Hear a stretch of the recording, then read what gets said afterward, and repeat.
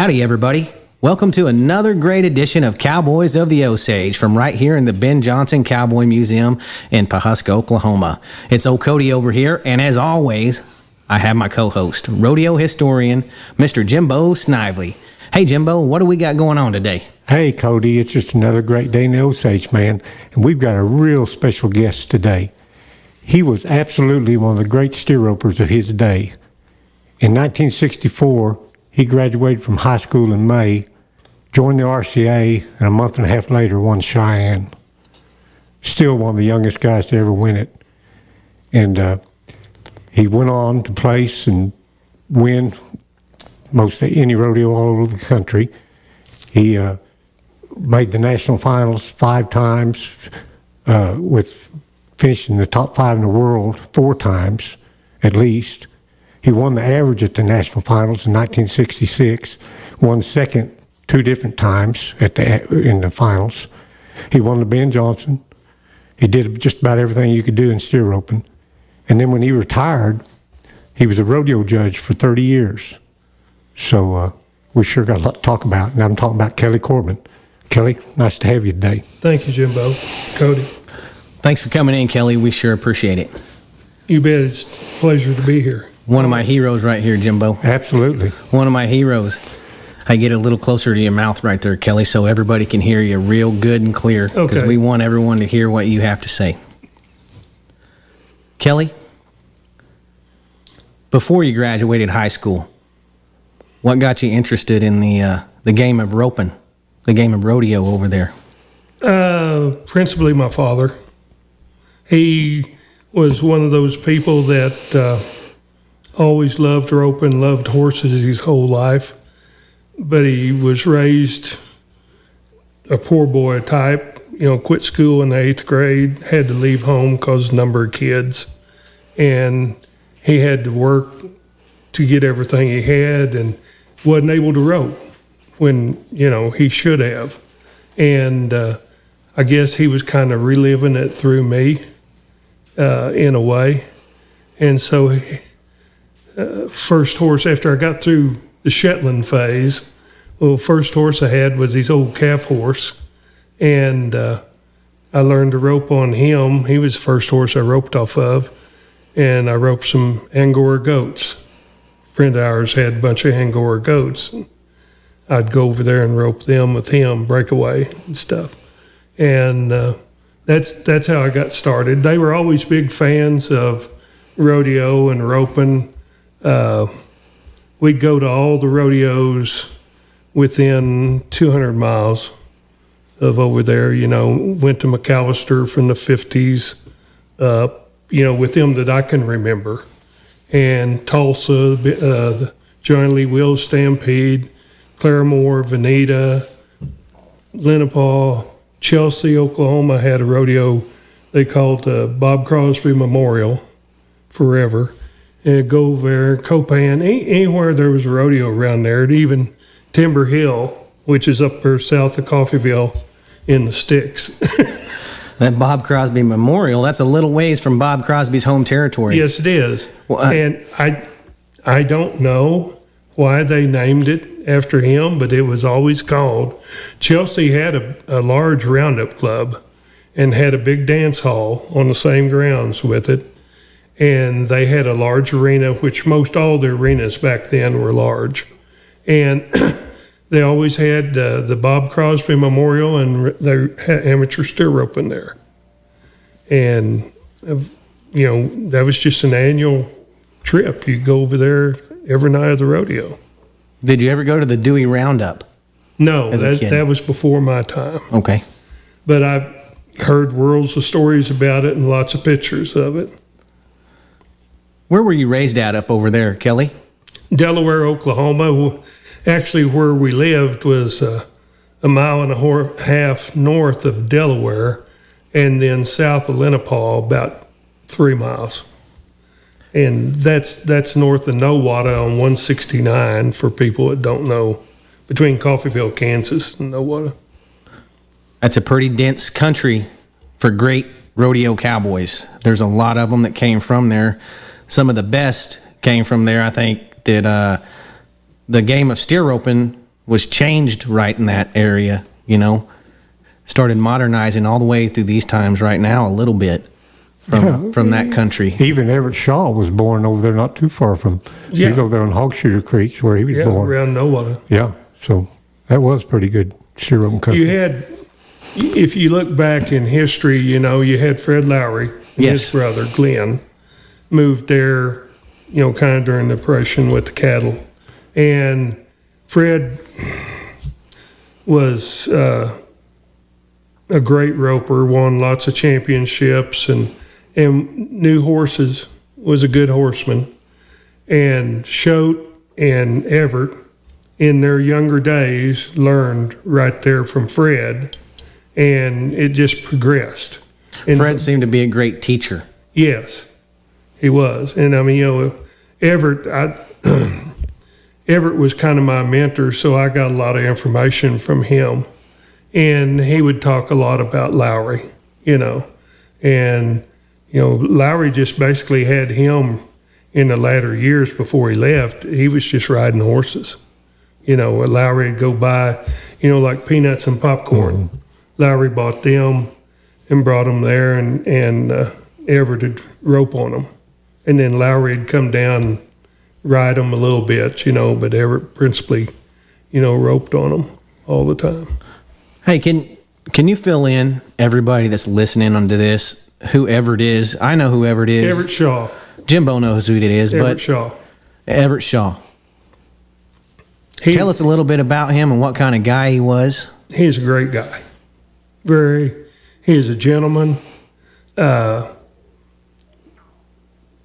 He had studied the sport so much that he could explain every reason that you would do a certain step in roping.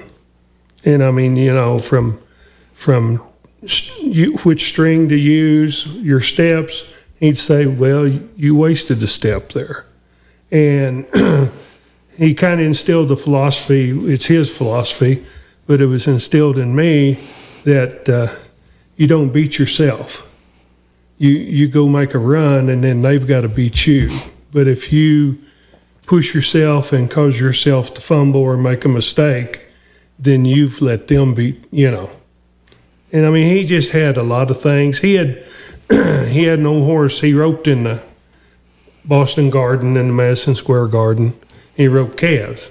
And he had come back and built a stave arena, like old cedar posts around, the same size as one of those arenas there at the Gardens. And he had no horse they called Posey. Not this way before my time, but he told me all about it. And the arena was still there. And he'd leave the neck rope way low on Posey, and back then they roped big old calves. You couldn't hold them. And they'd run up the rope on you, and he had that neck rope down along that horse's shoulder so he could turn and run. Keep slack out of the rope because he couldn't back up fast enough. And he built that arena that way to work that horse. He'd get a calf in there and work him and train him, and he mounted a lot of people on that horse. You might add that they couldn't jerk them down at New York, and they would come back. All you could do is turn them around, and they'd meet you up the rope, wouldn't they? Yeah, that's what he told me. Yeah, that's what I always heard. And you'd see the pictures of them. Some of them would have horn nubbins about an inch and a half, 2 inches long. Jim roped one. He drew one, a heifer calf that they hadn't had any luck on at all, and she had enough horns. He told some people, I'm going to try to rope her around the horns if I can, where he could handle her, and he placed them around on her. Okay.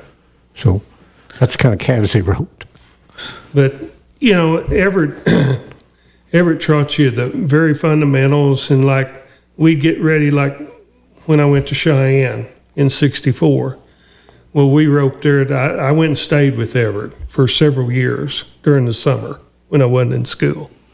And we'd get up of a morning, be at the roping pen at 7 o'clock, 7:30, and rope till about 10 o'clock, 10:30 till it started getting warm. And we'd go to the house. His arena wasn't at his house. He lived in town. So we'd load the horses in his old trailer, drive down there, rope, and then we'd trailer back to the house, unsaddle the horses, put liniment on their backs and rub them down. Go in. Now his wife would make us lunch, dinner, and we'd eat and then take a little nap after lunch, dinner, and then along about 4 or 5 o'clock, we'd go back, do the same thing again. That was every day, 7 days a week, if you weren't going to a roping. Sounds a lot like growing up at my house. Yeah. You know, he just, everything you did, you had a reason for, in the event or the run.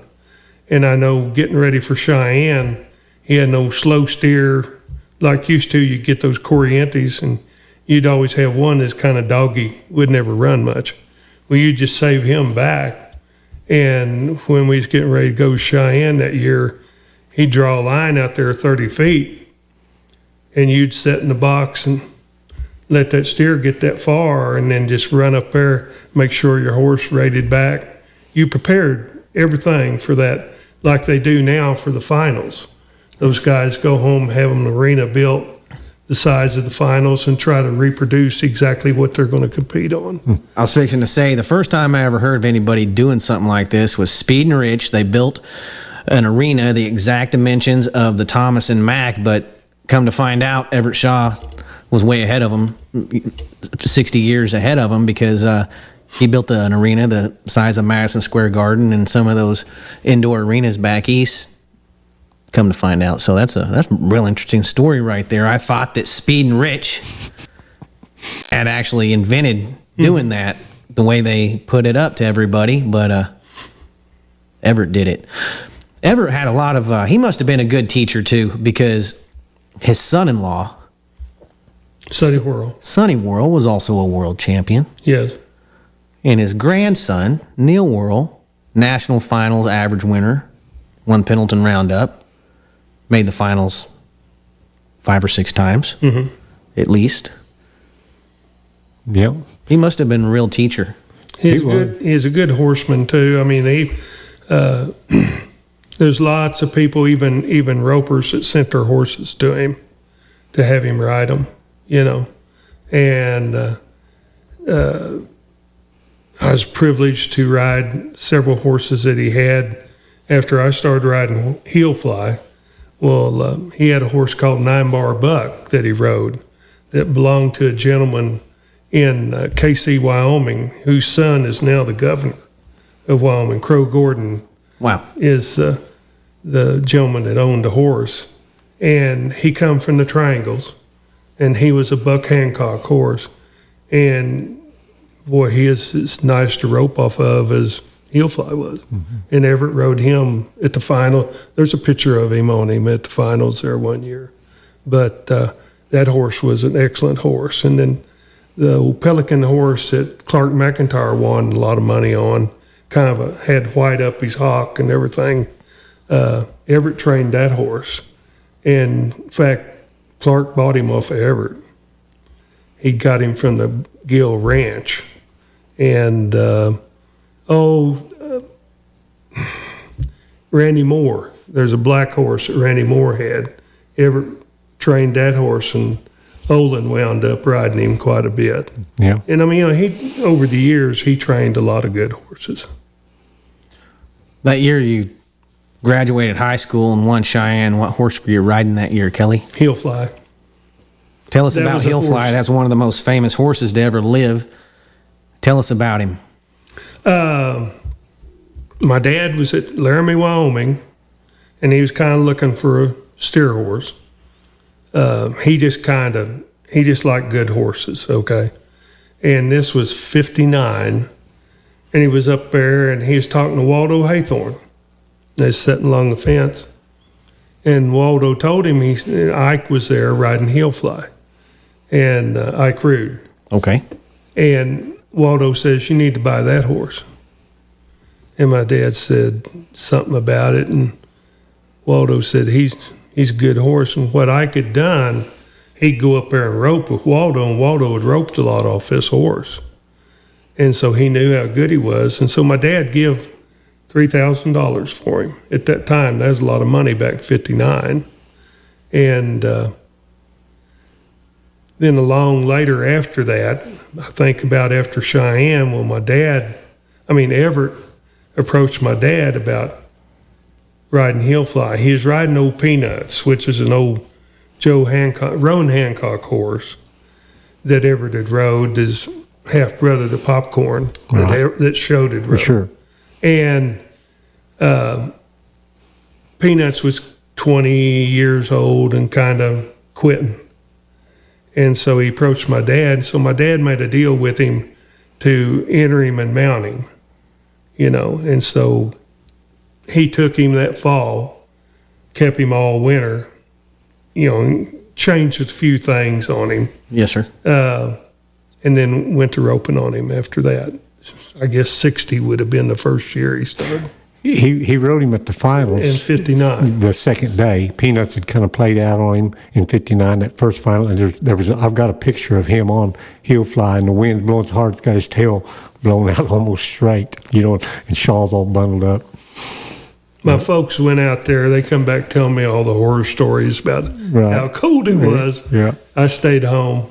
I was still going to school. I did go in 63 when I was senior in high school, just starting my year. Well, none of those rodeos at that time would take permits, except Pendleton. Pendleton would take permits. So I entered Pendleton and went up there at 17 years old, getting ready to start, draw up first in the slack. Never been there in my life. And the start. Yes. But I had Everett and Clark and everybody was on the back of the chute there telling me when to go, But that was my first one to go to. There weren't any amateur rodeos, steer ropings to go to back then, hardly, was there, Kelly? No, not a whole lot. Around in our country, there was, like I said, the Bob Crosby at Chelsea. And Copan had amateur steer roping a couple of times. There just really wasn't a whole lot. I went to one when I was 17 down there at Stringtown. And it was an all-black rodeo. And the old bronc rider that rode saddle broncs, black cowboy, he was the star there. But they had a integrated steer roping along with the black rodeo. Oh, wow. And so me, Harry Straw, which is Justin McKee's father-in-law, and we went down there to it. We stayed at McIntyre's, down there. And old Henry Prather, John Prather's dad, Charlie Whitehorn from here in Pawhuska, he was there. Elmer Jones, Snoop Jones's son, he was there.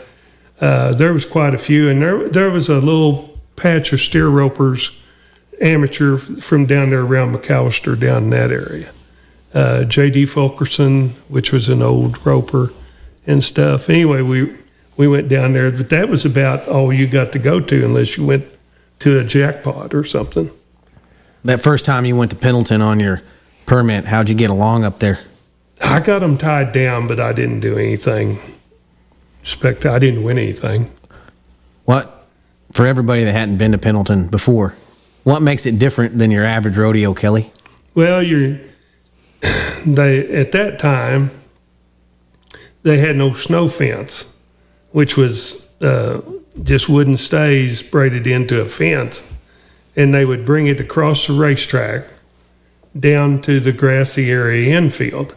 And that's where your barrier would be at. So you got about 30, 40 feet there. And at that time, they hand pulled the barrier. So the guy would be down there, but they'd bring the cattle back behind you down below the crest of the track under the stands. There's pins down there, and they didn't even draw them. They just loaded them. And they'd say, bring chute 3 or bring, and so they just randomly, and they'd tell you, he's coming, and when he goes by, they're driving him just as fast as they can push him. And so he's running when he goes by you sitting there. and it's a completely different scoring pattern than sitting in a box and him to shoot in front of you. And you come down off that hill, when you hit the barrier, you're at full tilt. I mean, you're going pretty good. You don't see too many people pull at the barrier there. No. For sure. No. It's a blink of an eye. You'll just catch a little glimpse of them out of the corner of your eye, Jimbo, and then all of a sudden they're out in front of you in this little lane, and there's a guy on another horse chasing them, making sure they go. And when you go, you go. You just drop and go. It's really something else. Back then, I don't know how it is now, but they kind of just had local committee men or so driving them across there. And they're buckaroo types, you know, got the horsehair tassels under the girt, and some of them had little bells, you know, like a sheep bell under the girt and stuff. Well, them old horses that get a little hot and they get a little change, and he might be running out there with you for a ways before he gets him pulled up or turned off. Yeah. Joe said if it depended on if you got an old one or a young one, you know, the old one would bring him a little slower and the young one would really be hauling. They'd be, yeah. That's exactly right.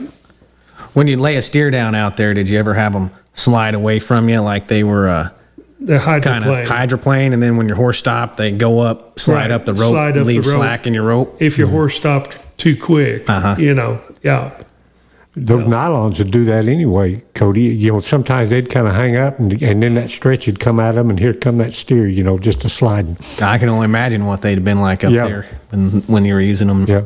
So your dad bought Hillfly in '59. Was it always accepted you were going to take over and ride him, or was he just bought him because he liked good horses? He bought him because he liked good horses. I mean, I don't know what he had. Yeah. In my mind, I wasn't in mine. Right, you know, right. But he just liked good horses. He had bought a calf horse for me that Don McLaughlin had along just before that. And, you know, I was roping calves. I wasn't thinking about roping steers. And then I got to going down there and staying with Everett. And Everett couldn't drive very good. I don't know if it was his eyesight or what, but all them old steer ropers can't drive very good, don't seem like. Well, anyway, I got to be his driver, and I wasn't but about 13 or 14. And we'd get off up there in Kansas and Nebraska. You know, you wouldn't see anybody. And so I'd drive most of the time. And Everett was asleep one time, and he woke up, and he said, "Where we at?" I said, "We're in Denver." And I mean, we were in downtown Denver. He said, "Pull over. You better let me drive now." You know, but then, and it was real rewarding. We stayed, you know, like Carl Sawyer's when we were up there. And you'd go up there and you'd stay with like Carl Sawyer or Haythorns or people like that. And you'd go to a jackpot or a rodeo over the weekend and come back and stay there. And Joe, who you've had on here, he and I would rope there at Carl. Carl had lights. He had a fleet of cattle trucks they called stockliners, Sawyer stockliners. And he had lights on his arena and his real sandy. And we'd rope 10, 12 o'clock at night, get a steer down and tie. Joe and I was tied a lot together back there. And during the day, you'd kind of just lay around or go downtown. There was an old gentleman named Doc Haverly that had a bar there in Torrington. And he liked to rope. And we'd go down there, go to Doc's bar, talk to him. There's a pool hall just down from it. And Joe would go in there and play pool. He liked to play pool. First memory I have of Jimbo's grandpa and Joe and Jimbo's dad was at Cheyenne. I was pretty young. We staying at the old Edwards Hotel. And down the street, on the main street, was a pool hall. And went down there, and Joe and your dad was shooting pool or snooker. I don't remember which. And your grandpa's, they had benches like church pews along the side Well, he was up in one, but he wasn't sitting down on it. Right. He was up there on his hunches. Yeah, just like the way he used to sit. Yeah. And smoking them old roller cigarette. Yeah. Carl Sawyer, Cody, he was a heck of a nice guy, and roped steers, pretty good. Held the world's record for a while. Yeah, for a long time. But he entered Joe. That was his horse that Joe rode there in the early '60s. That sorrel horse that they called Old Jim. Okay. And Carl entered Joe and furnished the horse, and he was a good friend for sure. We got to go all the way back to that first time you went to Cheyenne, Kelly. Yes, sir. So you graduate high school. You're a full-fledged member by this time. Yes, sir. How'd you get up there? I had I believe at that time I had a pickup, Ford pickup with a little shell camper on the back and 2-horse trailer. Drove myself up there and roped in the roping. How did they do it back then?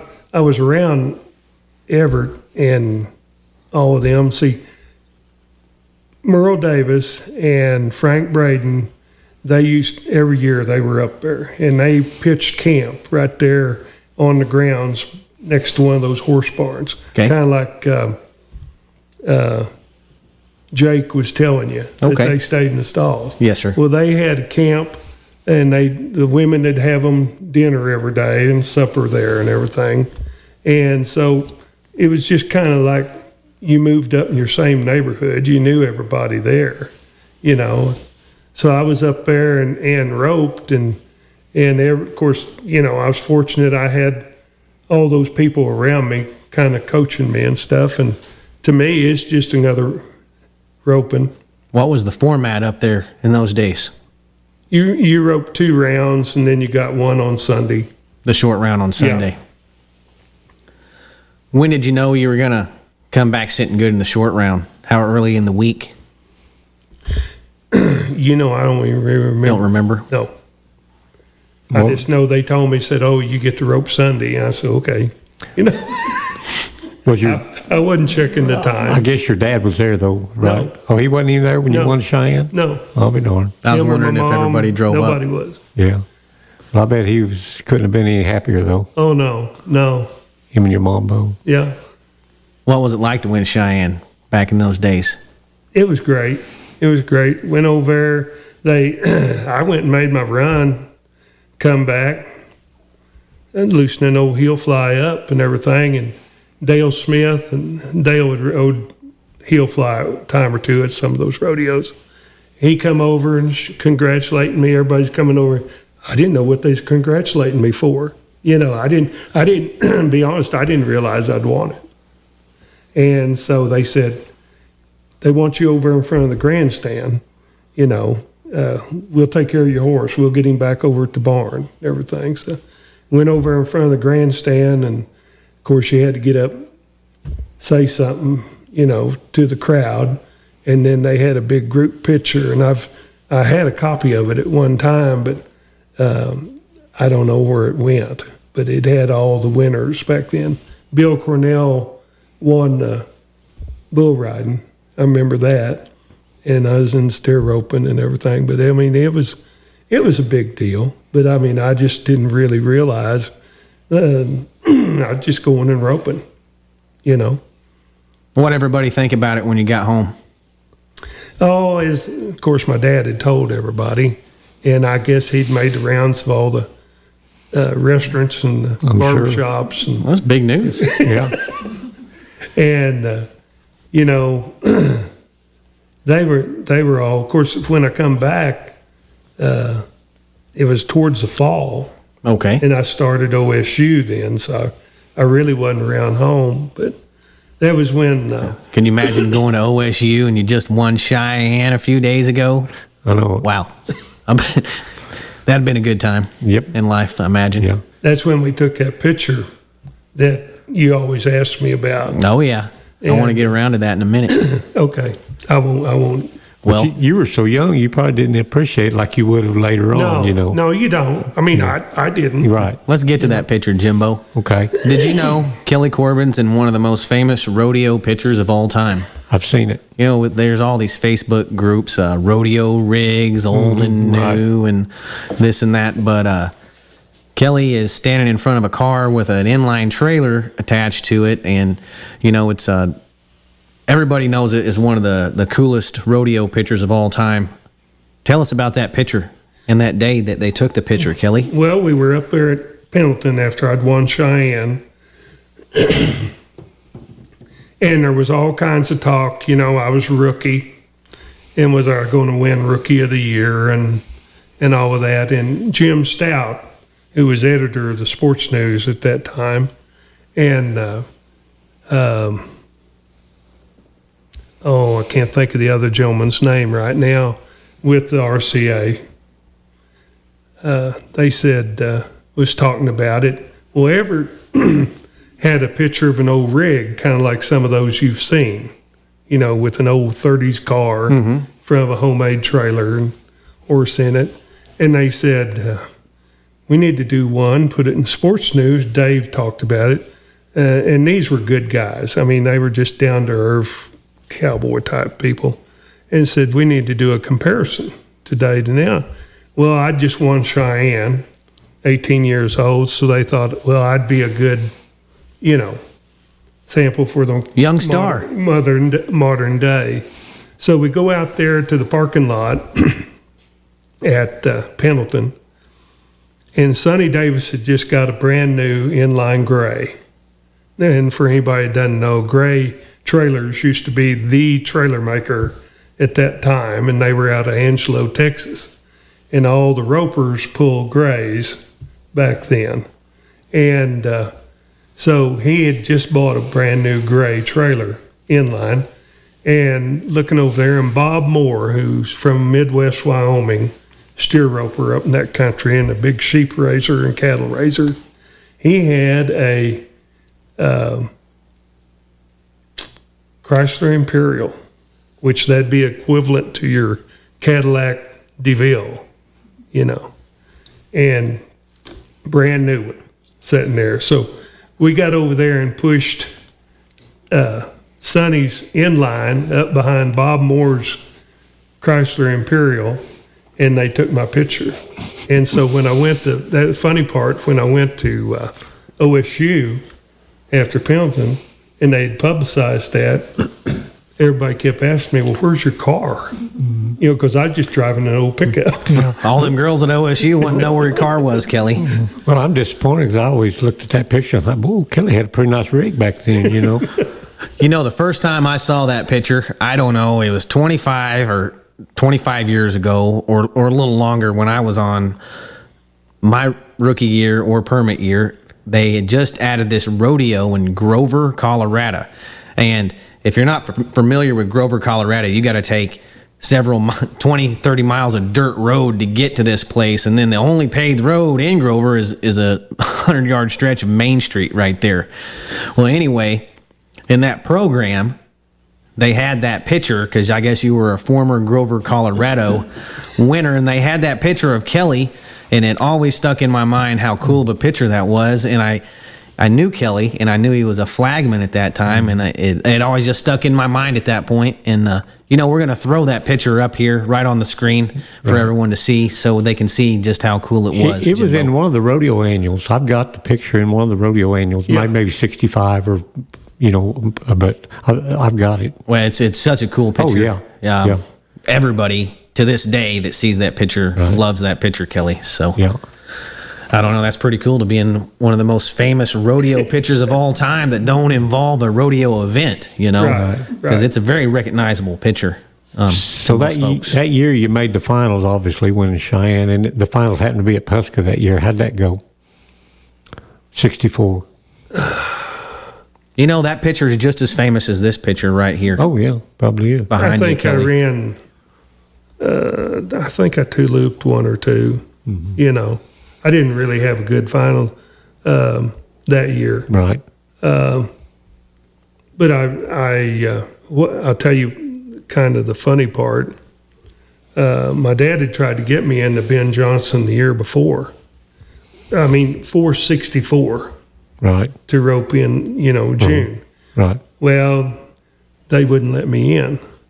And they had asked another great roper about me. And he said,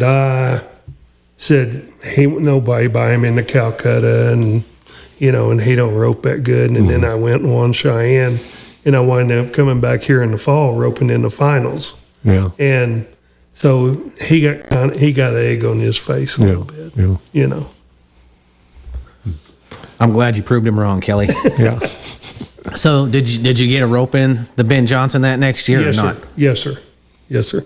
How did you fare there that year? The Is that the year you won it? I think I won second, didn't I, Jimbo? Second or third, and then 66 when you won it. Yeah.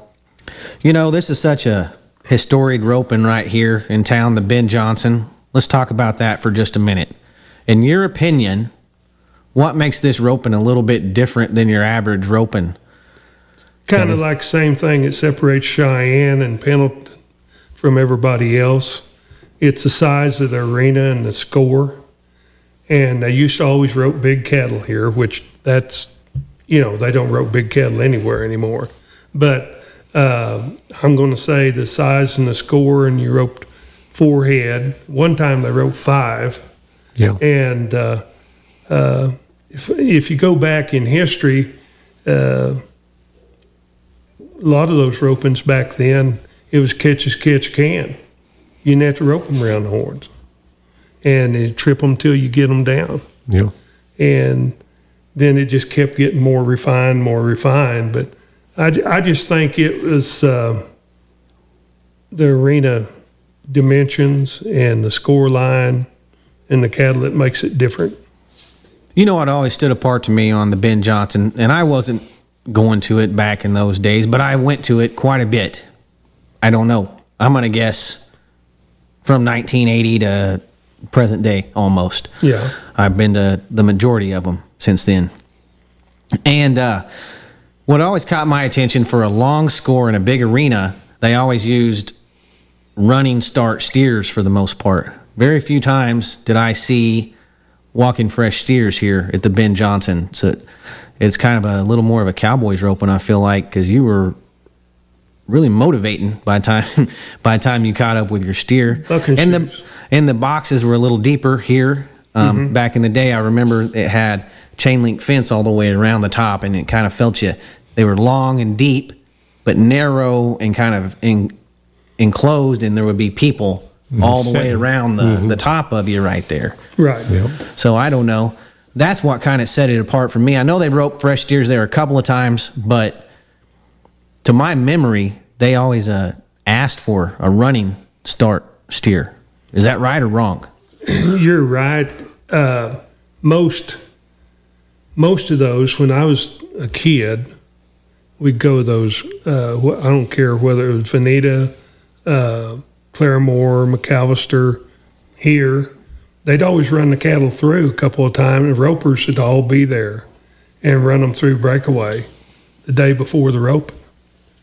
And so you very hardly ever got one that had never been run before. Now, Cheyenne, they just kind of drifted them through, but they didn't run them through. But they kind of, it was just common practice. Yeah, I remember going roping on Fridays usually. They'd run the cattle through breakaway. All your Calcutta buyers would go up there and sit and watch everybody run them through, and then they'd decide who was roping the best, and then they'd go buy them at the Calcutta. We had Jake Williams in here the other day, and he's a big Calcutta player, likes the Calcutta a lot, but we were trying to put it in words for people. What do you think? What do you think a Calcutta is? It's a side pot for individuals that's not roping to be able to enter by buying the roper that they choose. Okay. And, I may give $500 for somebody that's a reputable roper and everybody else wants him, but I'm still entering through him in that pot. You're entering on a side pot, basically. Right. So you can have a little more fun watching the roping. Yeah. and hopefully win some money. You get down to Texas, especially down there at Angelo, it used to be just large side pot. I mean, Calcutta. And those people down there just bet the farm sometimes. I think my dad told me one time he bought a fifth of himself or something there, and it cost him $8,500. Mm-hmm. Way more than he said. He won way more on his fifth of the Calcutta that time than he did on the roping when he won it. Well, I know there was a guy from Justin, Texas, named Buddy Hardiman, who was a big Calcutta player, and he's a big gambler on anything. And he made his money in the railroad salvage business. If you had a train wreck, he'd come in and bid for everything on the train wreck from the insurance company and then take it back there and Justin and sell it. He had a grain elevator, a lumber yard, and a big warehouse full of everything from canned goods to clothing to appliances that would all come out of those train wrecks. And one year we was at Angelo, and this was in the 60s, and my dad he liked to buy me, but he didn't have a big pocketbook, And so Buddy talked him into going partners with him. And Buddy did the bidding and scared my dad to death. And he wouldn't tell me how much, he was in for. And because he never liked to put any pressure on me. And so I didn't have a good roping, but I wound up, I think I placed, went out on the first steer, but then I placed on the next three. And we got out of there with $1,500 to the good, and he said, I'll never get in that bind again. I've had a couple of those days before, for sure. Well, where I lost money and I felt like I made money, actually. Minimize your loss. Yes. What was it like to win the Ben Johnson here in '66? It was good. Because you were just about a hometown boy. even though you lived in Delaware, but you married a Pulaski girl and all that, and you had a lot of family. I married here. her after that, but yeah. Oh, well, okay, I didn't. But we had furnished the cattle here when I was 16. Yeah, okay. Lee Holcomb and Waylon Smith Jr. were chairman, and my dad had bought 100 head of Corrientes, and anyway, we got the contract, furnished the cattle here, and I came over and stayed in the old Duncan Hotel. Yeah. I was caretaker of the steers over here, and so I've been around here, and my dad was big friends with Corbin, and of course your grandpa, and he knew everybody over here, and we've been coming to this roping since since they started it. Yeah. I remember him and Clem McSpadden. Clem had a guy working for him named Bill Lawrence that had been raised up around Lowry's, learned to rope steers around Lowry's and Shoats. And my dad had an old bay horse that he'd bought off Churchill's in Angelo. And the old horse was a little chargy, and he had Bill riding him over there. At that time, he was working for Clem McSpadden on the ranch that he owned outside of Nowata. And so I just remember him talking about it. Clem hit my dad up and said, well, let's enter old Bill in that Ben Johnson. It was 500 back then. Mm-hmm. I want to say, you'd have to go back and look up in your records, but I think it was 500, the first ones, till that 57 when it was so wet and so terrible muddy, and people were wanting to back out, and they lowered it to 350 or whatever it was then. Well, I know it cost my dad $250 and Clem paid $250, but it cost $500, and they entered him, we was over here and everything. So I'd had long connection with the roping and the people over here and everything. There's a water there if you need it, Kelly. Thank you. I never wouldn't pretend to say I knew your mom and dad very well, but I remember them quite well. And your dad would have been hanging around the chute during the roping, but I remember exactly where your mom used to always sit up on the bleachers. Mm-hmm. I can just see her. Usually had an umbrella and some kind of hat, bonnet type thing on her head, and I can remember just as well. She always sat right in that same spot. I didn't know you were in the cattle business. How long were you guys in the stock contractor business? Oh, we did that for a couple of years. My dad would, go down there. And it got so hard to get some steers. He'd just go down and buy a whole load and then piecemeal them out. Gotcha. And we'd wind up with ours. And, you sort them down to where you like them and sell off the rest. Right. I got you. And he got that contract for here. And I want to say we furnished them for Veneta that fall. The same cattle. They was pretty good size by then. Yeah, I bet. Well, they got a grand rodeo grounds over there at Veneta. Mm-hmm. It kind of reminds me of some of the old timies, the way their grandstands and things like that are set up. You don't see too many rodeo arenas like that anymore. No, that was it. And Claremore were both. Claremore used to be a lot bigger than what it is. They modernized Claremore a lot more than Veneta, I feel like. Yeah. If anybody wants to kind of see how it used to be, I'd say go check out that arena at Veneta or go check out the arena in Burwell. Those are some really, really grand old rodeo arenas. The grandstands are really cool. They remind you of something Buffalo Bill would have built or something like that. They're really, really, really, really neat. My mother took me. We went on vacation. She went on vacation one time, and I was with her. And this would have been in the 50s. And we went to Burwell. She's a big fan. Mm-hmm. And we'd take a road trip, go up through Colorado. My dad always stay home work, run the business. And we went to Burwell, and it impressed me back then. And latter years, I got a job judging Burwell. And I went up there, and we got in there. Dixie and I got in there at, it's like 8 or 9 o'clock at night, and they'd had a night show or something. And I looked at it and I said, it hadn't changed a bit. And it hadn't. No, it hasn't. It's a timeless place. Yes. I feel like it's a preserved rodeo arena that there's none of them like it anymore. Belfouche, South Dakota is kind of a neat old grandstand still in it. But, they've even rebuilt some grandstands down in Pecos. So I say Burwell's a real treasure up there. And it hadn't changed a whole lot. Kelly, did you ever get to know Ike Rude very well? Yes. I thought you did. Yeah. What was he like? True cowboy. Sure. That's all he ever wanted to do. He was a true rodeo cowboy on top of it. Yeah. On top of being a real cowboy. All he ever wanted to do was cowboy or rope. And he always said, if you can't do it a horseback, I don't want to do it.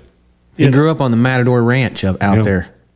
Jim said he probably roped more cattle than anybody at that time, period. Because he just roped all the time, on the ranch, wherever, He'd stay there. We had a bunkhouse, my folks did, there at the house. What was an old cement block building, and they went in, cleaned it all up, put a bed in there and everything. So, if Everett or them was up there, we just had a 2-bedroom house. Mm-hmm. And so they'd stay out there, and it stayed pretty cool. And I could stay there 5:30 in the morning. Hi-ya! And you'd hear that. He went to bed early, didn't he? Yes. He went to bed with the chickens, and then he'd get up early is what I always heard. He'd be up daylight or before. Yeah. And you'd hear him roping them horns and just crack, And he just all the time. That's all he did. When my dad bought old Hillfly, Ike had a full brother to him called Cheyenne that was black or brown. He's black in the winter, and he kind of browned out a little bit in the summer. Had the same streak on his face as Hillfly did, but he weighed probably 100 pounds lighter and was a nice horse, make an ideal calf horse. And so Ike, after he had to let Hillfly go, he goes and gets old Cheyenne up. And he goes to riding him. Well, Veneta's that fall in August. And they're going to run the cattle through the night before. And Ike brings in Cheyenne there. Well, Cheyenne bucks with him on about 5 or 6 steers. So Ike knew I had those Angora goats at the house, and I just, like 13 years old, 12 or 13. He said, "You still got them goats?" I said, "Yeah." I had 9 Angora Weathers. He said, "I'm coming home with you tonight." So he came over, and the next morning, he woke me up at 5 o'clock. And we went out there and pinned those goats, and we run those goats through 7 times that morning. And he is roping them with a knot like you'd not rope them or breakaway, where he wouldn't get off. Go rope them. And then that evening, we got them up. He ran them through 7 times. We did that for like 2 or 3 days in a row. And I mean, he'd track them. And the pen my folks had at the house was as big as Paul Husk's. Okay. And so, I mean, you could put a lot of miles on one. And he never got him too hot. He never lathered him up or anything. But I'll guarantee you, when he come back to run his steer at Veneta, that horse come out there and stuck his nose right at that steer's tail and tracked him. As they old timers say, he tracked him through a knot hole. Knot roping, a lot of people don't know what knot roping is. So I'm just going to explain it to everybody that's listening real quick. So when you're roping, you tie a knot in your rope so your loop can't squeeze all the way down and get tight around something's horns or neck. So it'll only close so far, and you'll spin the animal around, and it'll come off of their head because the rope never closes all the way. So that's what a knot rope is, and it also helps your horse. Just what Ike did with it. It does help a lot on a horse that's a little bit chargy, and gets them to right back to where you want them a lot of times. Right. I've rode some that it didn't do anything besides just make them mad that I was not roping on them. So it's happened. But he was a good horse. They sold that horse to a guy named Charlie Moon, who was from New Mexico. And Charlie had him the next year at Cheyenne. And at that time, they had like a commissary pit tent out back in the parking lot. And they roped and went out there, and he was sitting there holding the bridle reins, and he had a heart attack and died. Horse did. A lot of horses have done that at Cheyenne. Yeah. Seems like. I wonder if it's the change in climate and the time of year, or the change. The altitude. Don't know, because I've been there since I was a kid, and I remember specifically a lot of horses having a heart attack right there at Cheyenne, early morning slack, or after the slack, just having a heart attack and dying right there. Roy Duval sticks out in my mind. He had a horse die of a heart attack right there, and a few others that I remember growing up. I've always wondered, we were at Pecos, Texas a few days before, and then we're up in Cheyenne, Wyoming. Pecos, Texas is 110 degrees. And in Cheyenne, you can see your breath in the mornings. Yeah. So I didn't know if anything had to do with that ever. Probably not. A lot of coincidence, heart attacks on horses. Right. Well, 66, you won the Ben Johnson, then you won the national finals. That was at Veneta, is that right? Mm-hmm. Yeah. So that was a pretty good year. Yes, sir, it was. Yeah. I was very fortunate that year. I bought my folks had, of course, needless to say, they'd always been real good to me. And sure. And so I'd bought myself a Pontiac, getting rid of my pickup. I bought myself a 67 Executive Pontiac, ordered it, and their old car, they knew, and I'd won quite a bit. And that same year, their Eldon Dudley had a roping at Perrington. You roped 3 steers and 3 calves, and you paid on each one, then paid combined overall. And that fall, during Coffeyville, it was same time as Coffeyville, Kansas Fair Rodeo. Well, I made both of them. My dad drove me back and forth. And so I'd win $10,000 that week between those two, Coffeyville Rodeo. And I won both go-arounds and the average and the calf roping there, and then went out there and won quite a bit. So I went back and bought him a Oldsmobile, brand new Oldsmobile, for just to, Yeah. That had to feel good. Yeah. Yeah. Buying your folks a new car. Yeah. Seriously. And I put myself through school, Now, I had their credit card. Yes, sir. You know, I'm talking about gas credit card. Mm-hmm. They didn't have Visa or MasterCard. You're right. Had a But Phillips. Yeah. I had their gas credit card, Phillips card. But the rest of it, and of course, you know, horse and the feed and the saddle. I'm not saying, you know, but I paid my tuition in school and paid my room rent and everything. Of course, we did it a lot cheaper than they did nowadays. Oh, yeah. You know, we rented 80 acres out there, had no 2-story farmhouse on it for $80 a month. And there was either from 4 to 5 of us lived there all the time. Who was all going to college over there when you were there? Oh, Linus Thornton, who's won the steer wrestling at Cheyenne one year and roped calves and steers a little bit. He is from Dyer, Tennessee, originally. Sonny Air just left there. He was an old calf roper from Montana. What about Rusty Martin or Walt Rusty Garrison? Martin was there, and Walt Garrison. They'd come out to the place and rope. Joe Crow Jr. He was a good roper too. Yeah, he was there. He had. I think he made the finals right here in Pawhuska. Joe Crow Jr. he did. Yeah, I saw his name. in that he video. was there. He come to school later in life. He had worked for a large ranch that developed the Brangus breed, and they sold out, and he got quite a bit of severance pay. And so he came back to school. He's going to be a vet, but he didn't wind up pursuing it. And his wife had a job there in the student union. And so there was a lot around there. I had several roommates. One just recently passed away. He was from Veneta, and he is a real good guy, Jerry Piguet. I knew him. Did you know Jerry? You know, me and Jerry Piguet. One time I went to a silversmith engraving school down in Alpine, Texas, Johnny Wire's engraving school. If anyone's interested in engraving, go down to Johnny's. He's the best. Well, anyway, Jerry was going down at the same time. Long story short, me and Jerry, we talked to each other, and we ended up bunking up in the same hotel room because he was from Oklahoma. I was from Oklahoma at the time, so we just got to know each other down there. And I actually sold him a OSRC saddle, a hog saddle my dad won. I sold him one of those. So it's a small world. It is. It's a small world out there. I'll tell you how I met Jerry.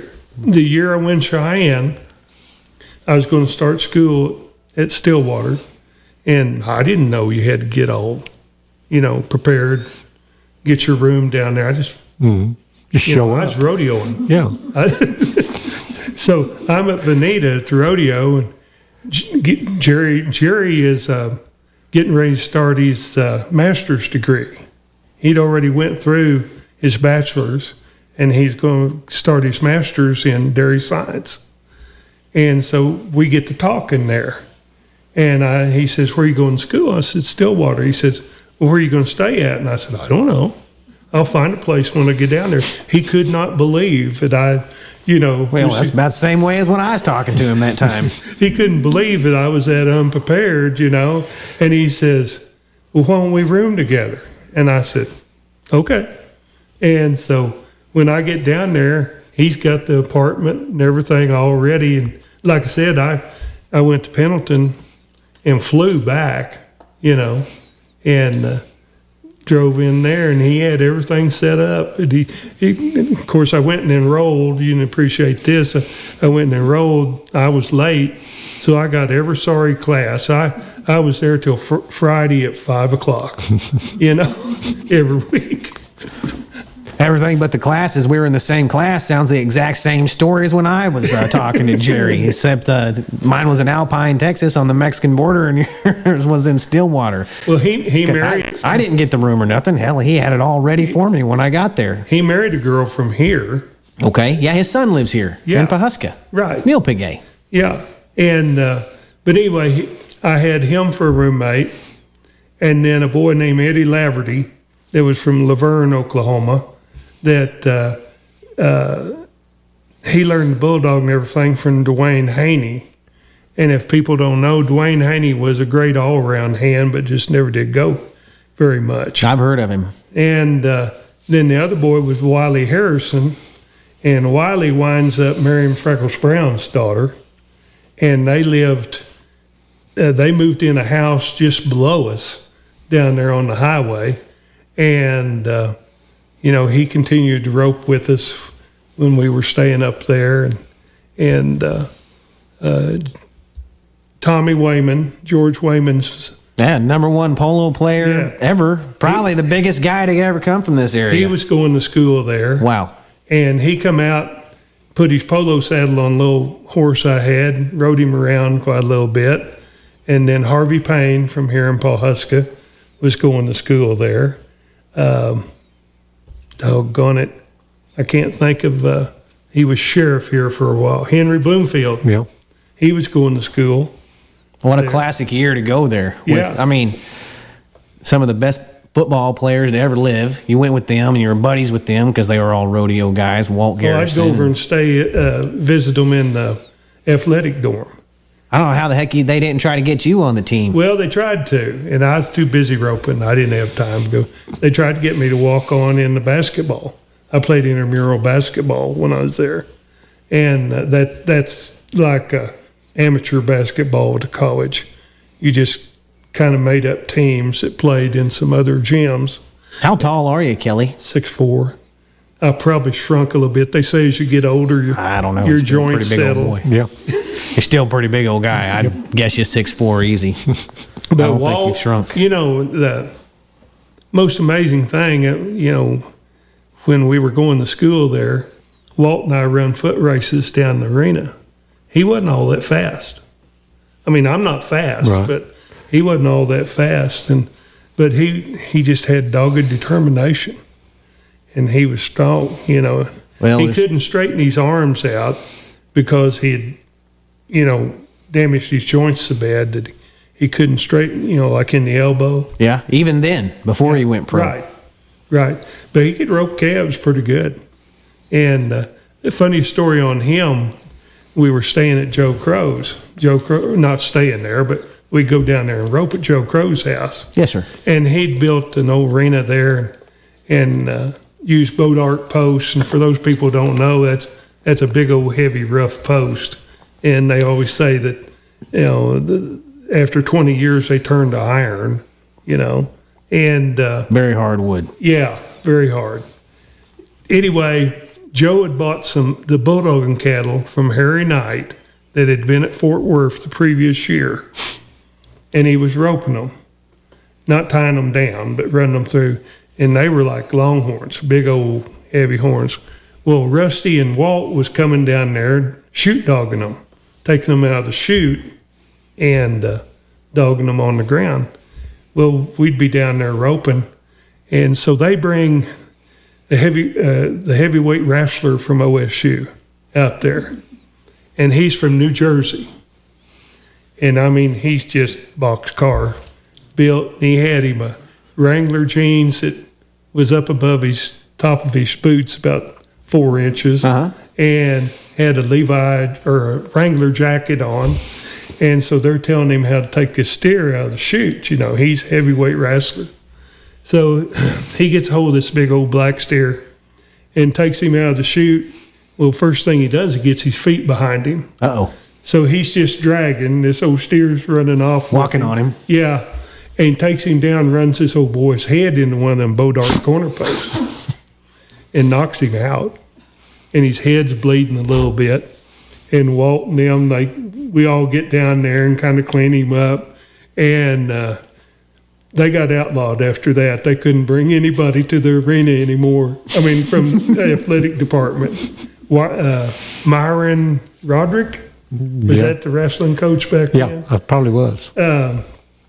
He said, he just outlawed it. Yeah, no more. No more going over there, boys. My wrestlers aren't tough enough for you cowboys.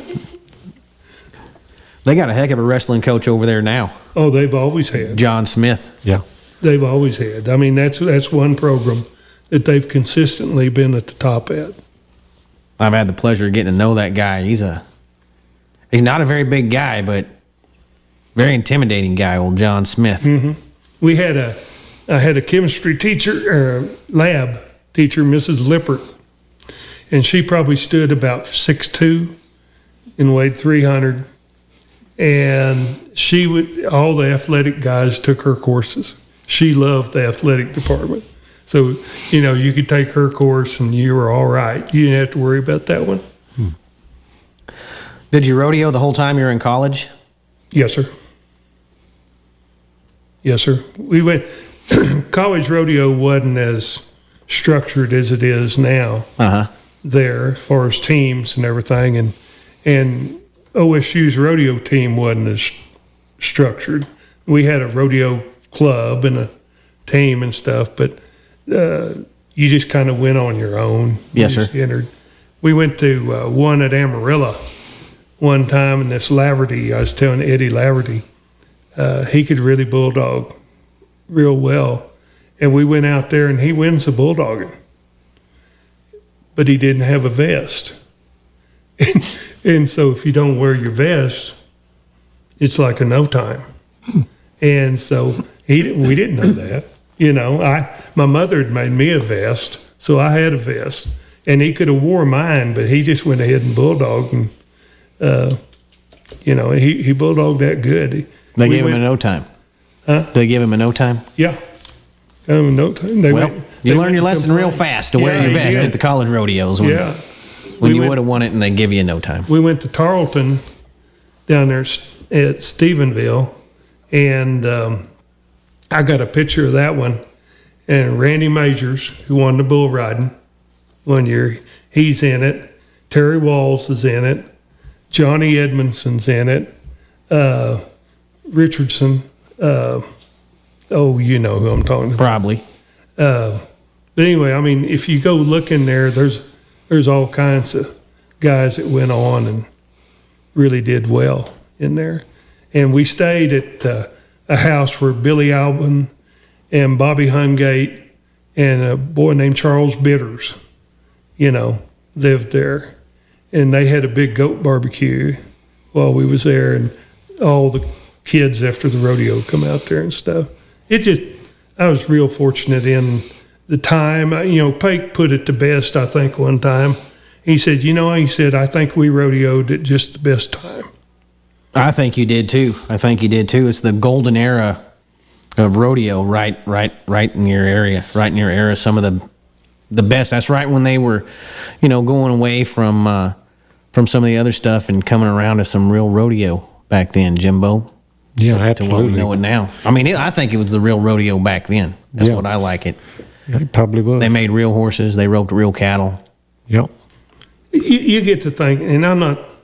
This is there's some really good guys at rodeo now, but if you go back and look at it, you had Clark, McIntyre, Everett, your grandpa, all good people, and the other people that was on. And then you come along, Olin's a good guy, sure. Sonny David. Oh yeah. There was just some really good, solid, people you wouldn't mind keeping your children, giving them the keys to your place, whatever, I remember a lot of people used to stay with a lot of people back in those days. Oh, yeah. There wasn't the rigs. You didn't stay by yourself. If you're in the vicinity of your house and you went from around there, everybody knew each other, and you went and camped out at Kelly's for a couple days and roped probably. And see, that's what, like during Lenapaw or Veneta or Claremore,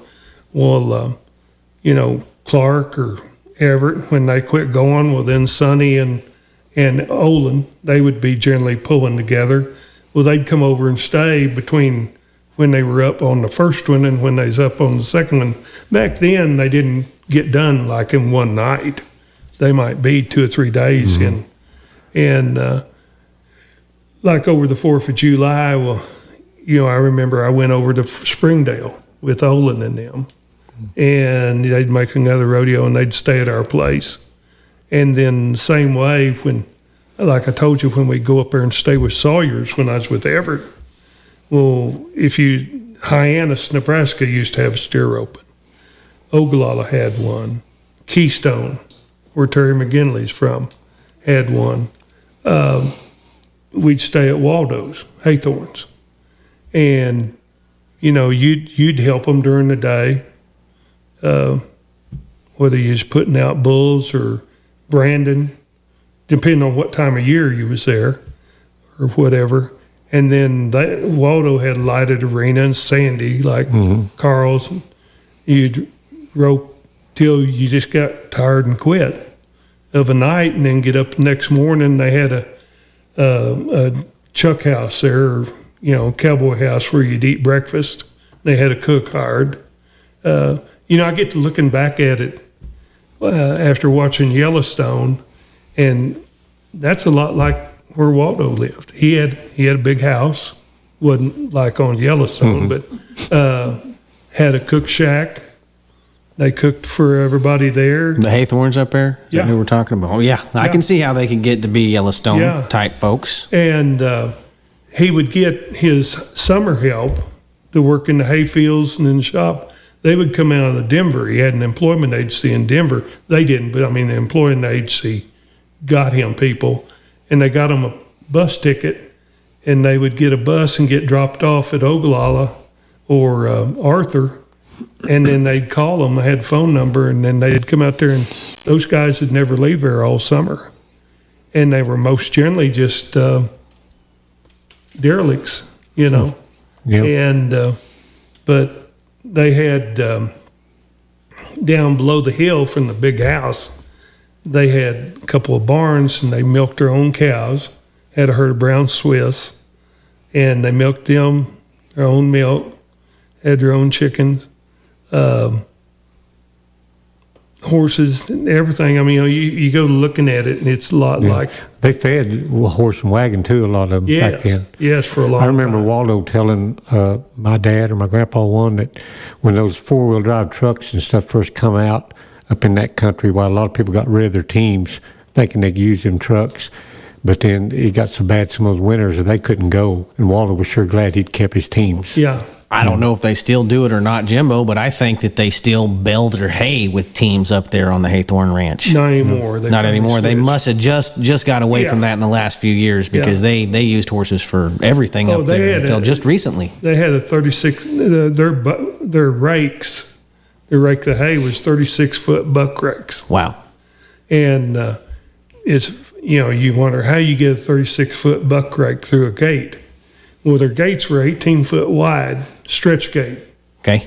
And I remember, I'd never thought about it either, but I was helping them in the shop, and we got one of those tractors finished, and so they sent me with it to go where they were haying at up there. And so I get to this 18-foot gate, and I'm going, it's not going to fit. But I'd been around the oil field enough, I figured out, and I backed up to it in the center and pivoted around and backed one end of it in. When I did, the other end come around and went through the gate. What you do is just kind of pivoted around one gate post, backing it up. And the other one follows you, the other outside follows you, and that's how you get through the gates. Well, Waldo went to the shop, and he asked where the tractor was at, and they said, Kelly took it to the hayfield. And he just had visions of me tearing down all kinds of fence. And he'd come up there in his old Cadillac, and he pulled up just a grinning, and he goes, how'd you know how to do that? I said, it took me a little while, Kelly, it seems like you had one of the most productive careers in roping years that you... out of anybody. For a number of years put in roping, you sure won an awful lot of things. Seems like. Just very fortunate. And I'll attribute it to all to being well-mounted. I wonder if your size, have you ever attributed some of your winning to any of your size, been able to get down there and get your hands on the steer a step faster than most everybody else? How much did your size help you, do you think, in your opinion? Because I look at guys like Scott Snedeker, and man, that he can just get his hands on them so quick, and Guy Allen, he can get his hands on them so quick. Seems like he can take 2 steps to everybody's 3 steps, Well, I think that, and then being grilled in the fundamentals where you didn't go through if you learn a bad habit, and then you got to break that bad habit and learn another habit, and then, to learn the good habit. When you get under pressure, sometimes you revert back to your old. So easy to do. Yeah, but I was programmed, I'm going to use computer language. I was programmed the right way, the first way. So I never reverted back. And as far as timing and stepping over the rope, and I still say that a lot of it, the horses back then, when you got off of them, he was flying. Mm-hmm. And that horse can drag him to you faster than you can start and run. And, I've had lots of times I'd step over the rope, your timing and stepping over the rope when the steer's coming to you. And then I'd string that front leg, and then I'd have to actually kind of, go along a step or two to catch up, because that horse still going that fast. Yeah, a little bit. He's not dragging off, but he just it takes a minute to slow down when they're going that fast. Yeah, and you don't say whoa till he's about the head's coming to you. Especially if back then those cattle they'd sure get up on you. You didn't want your horse stopping when your foot hit the ground. No, if you did, those steer would be coming up the rope at you. Wasting your money. Yes. Wasting your money entering. Yeah. Well, I think you had one of the greatest careers steer roping as anybody that I've ever known or known of. Well, thank you. I just fortunate, in that I had good teachers. The best. And some of the best horses. I'm not going to say the best, but one of the best. There was a horse. Waldo had a horse. Of course, Jimbo's grandpa had an excellent horse. And Waldo had a horse called Poco Paul that was an own son of Poco Bueno, and out of a Hancock bred mare. And that horse, not very many people got to ride him. I think Howard rode him a little bit, and I rode him at Douglas. And every time I got on him, I placed on him. And he was a good horse. And 9 Bar Buck was a good horse. But I was fortunate enough to, have those, at the time in my life that I roped good. Well, that hill fly, people remember that horse just as good as they remember you roping. Oh, yeah. I still hear people to this day, that's old hill fly right there. Hill fly this, hill fly that. I see it all over Facebook, too. Kelly and Hillfly took the best pictures, probably. They did. Of anybody. Kelly always had a nice, it looked like starched white shirt or light colored shirt and a good looking hat. And old Hillfly was real showy. He was. And then, there's just not too many horses they talk about that way. There's a handful. Right. But there's not very many. No. Honestly, that they know the horse just as good as they know the rider. Charlie Throckmorton still calls me a wheel fly. Yeah. Mm-hmm. Maybe one of the only ones I can think of that's close to dates, maybe Trever and Texaco. Trever and Texaco is a great horse. Texaco or Brent Lewis and his great horse Grumpy. He's just one to remember that sticks in your mind. So there's just not too many horses out there. T-Woman and the horse Dutch. Mm-hmm. Your dad had one.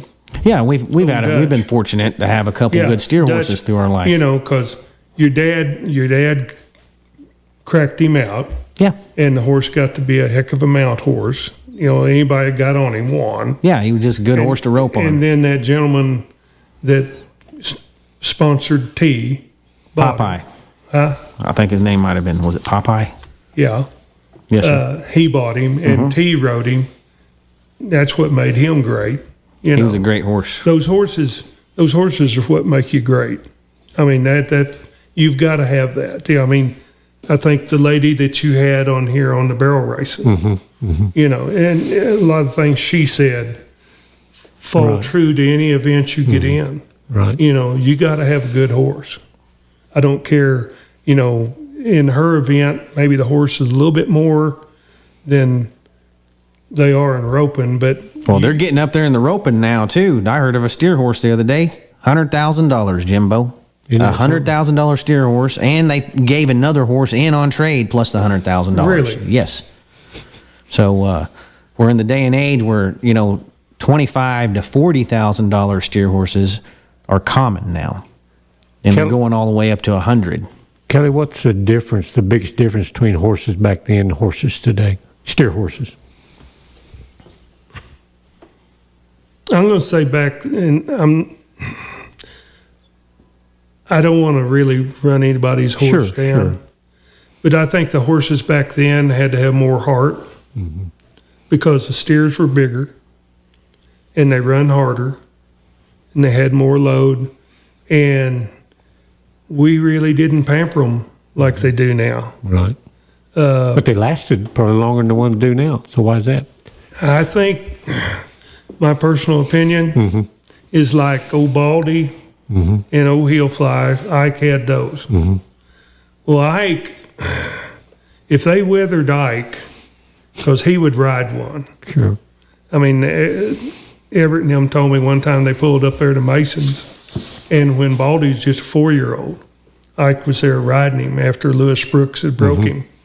And Ike had been stopping him coming down them, and Ronald's place had a lot of limestone rock on it, just like got sandstone around here. And his ankles was bleeding, back ankles, didn't have any skid boots on. But, you know, he never would quit stopping. And I think those horses were just tougher. Well, they rode them outside, I think. And you know, they said, oh, Heelfly, when Ike got him, he went to Oakdale. He used to go out there. Those guys out there would have Everett and Ike and some of those guys come out there and head for them in those big 10 steer averages because they could catch all the time.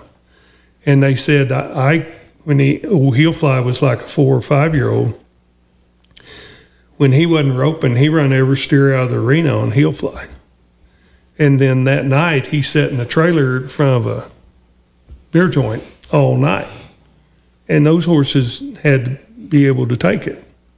And if they weathered the storm through that and still were sound, they lasted longer. Right. I think they didn't pamper them from the colt age up. You know, they went, and if they were structurally sound enough and structurally sound enough in their mind that they were going to make it. They were going to last. Yeah. They'd already been weeded out. Right. And nowadays, you know, they pamper them from the time they're on their mother up till then and babied around, and you only run so many and this, that, and the other. And they don't get filtered out like they did back then. Probably right. I think it's a combination of rushing them to the arena, not getting them properly broke before they decide to start taking them there. I remember a steer horse back in the day used to take quite a long time to make. Oh, yeah. And then I think they learned to protect themselves a little bit when you rode them outside and this and that. And, you know, that's probably why a lot of these horses cripple themselves at such an early age in their career nowadays, because they wasn't not rode outside and they haven't learned how to protect themselves, and they weren't properly broke before they were started in the arena. I'm not sure. It's just some guesses, Kelly. Well, some of them's never, I'm going to venture to say like you, some of them's probably never ever run anything other than on prepared ground. Exactly. All our steer horses growing up, we day worked on them. Right. Right. And you go out there and you run one on Every the day. grass, and, you know, it's like they go to slipping. Well, they learn how to shorten up and protect themselves, you know. And I wonder if that has anything to do with it. I think it does. And I'm going to say it's in the breeding too, because back then you had the old foundation bred, and those horses were, their cannon bones would be that, you know, real wide. Their joints, they're set up square, and we've kind of bred a little more lighter boned into them for speed and agility. Gotcha. But if you look at it, the roping's changed. Your cattle, your arena size, your score. So, you know, who's to say? I've had lots of people ask me about, well, who you think would be the toughest roper, and, you know, over the years. And I said, you can't really say, because the true champions learn how to win regardless of the conditions. And, you know, who's to say Glenn Franklin or Dean Oliver or Toots Mansfield, they were champions because they figured out what it took to win back then. And I think if you'd put them in this, if they come up in this environment today, roping these little calves, They did that they'd quick. still win. They were tying those within a couple seconds of what they are now. Yeah. Those big, bad calves and bad. steers both, Right, too. Now, right. I've seen 12, 11-second runs way back in the day, and the steers were twice of what they are now. Well, see, So when these Carl guys, Sawyer held the world record, and this is according, Jimbo's historian, but this is what the old timers talked about when I was growing up. They roped some Hollywood cattle. The one year at Laramie, they couldn't come up with some cattle. So they weren't crossing any at the border. So the only cattle they could get a hold of were movie cattle that come from, used in the movies out there. And I guess their old horns were so big they couldn't get them through the chutes. And they said they sawed their horns off. Cut about that much off both horns. Oh, they said more than that. Well, they may have, but They said one guy set home, made his roping bench out of it. oh, really? Yeah, they was that much cut off. Yeah.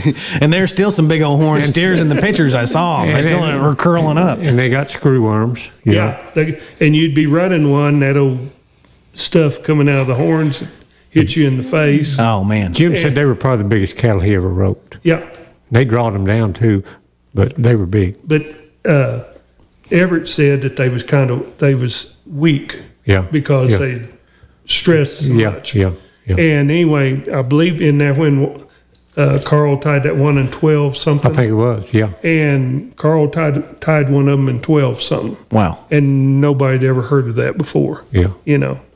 But you was talking about hydroplane. I got to tell you, and Jimbo, it was in, I believe, after you were talking on one of the podcasts about they had it at Clayton, then they come back and they had it somewhere, and then they took it to Laramie. Mm-hmm. Well, I remember going up there. There was one year I got to go with my folks up there, and I think I don't remember if Clark or Everett was riding old heel fly then, but it snowed up there while we were up there, and the arena was just slop. It wasn't very deep, but it was slop. And they went to town and bought goggles, because the mud was coming back, getting in your eyes. And them cattle, when they get down, they just hydroplane out to the side and everything. It is weird watching. It's probably the most miserable, other than Clayton. roping. But I'll go back. Old heel fly, what makes me say that, my ability to win was through him is everybody rode him won. Jimbo's grandpa won Veneta on him one year, and I don't think he'd ever rode him before. Really? Yeah. Huh. Yeah, you go back and ask your dad. Yeah. I didn't even know that. He won Veneta 2 years in a row, I know. I don't remember Probably 62. the reason why, but there was some reason. Yeah. That- Well, he was kind of a foot anyway, Jim was. Well, at I that was time. trying to think about, why he didn't ride his own horse. Yeah. But and then Clark won off of him. Everett won. Like I say, everybody. John Poe. John Poe. He made the finals one year, and he'd leased old Roney out to Don McLaughlin. And he'd went up to Cheyenne. He'd reserved a seat on him at Cheyenne, and he won enough money. He made the finals, so he come over to my folks' house. I remember this, and him and his wife, Bernie. and they come in and sit down. And he said, "Well, Earl," he said, "I've made the finals, but I don't have nothing to ride." He says, "I was wondering if you'd let me ride old heel fly," and Everett wasn't riding him at that time.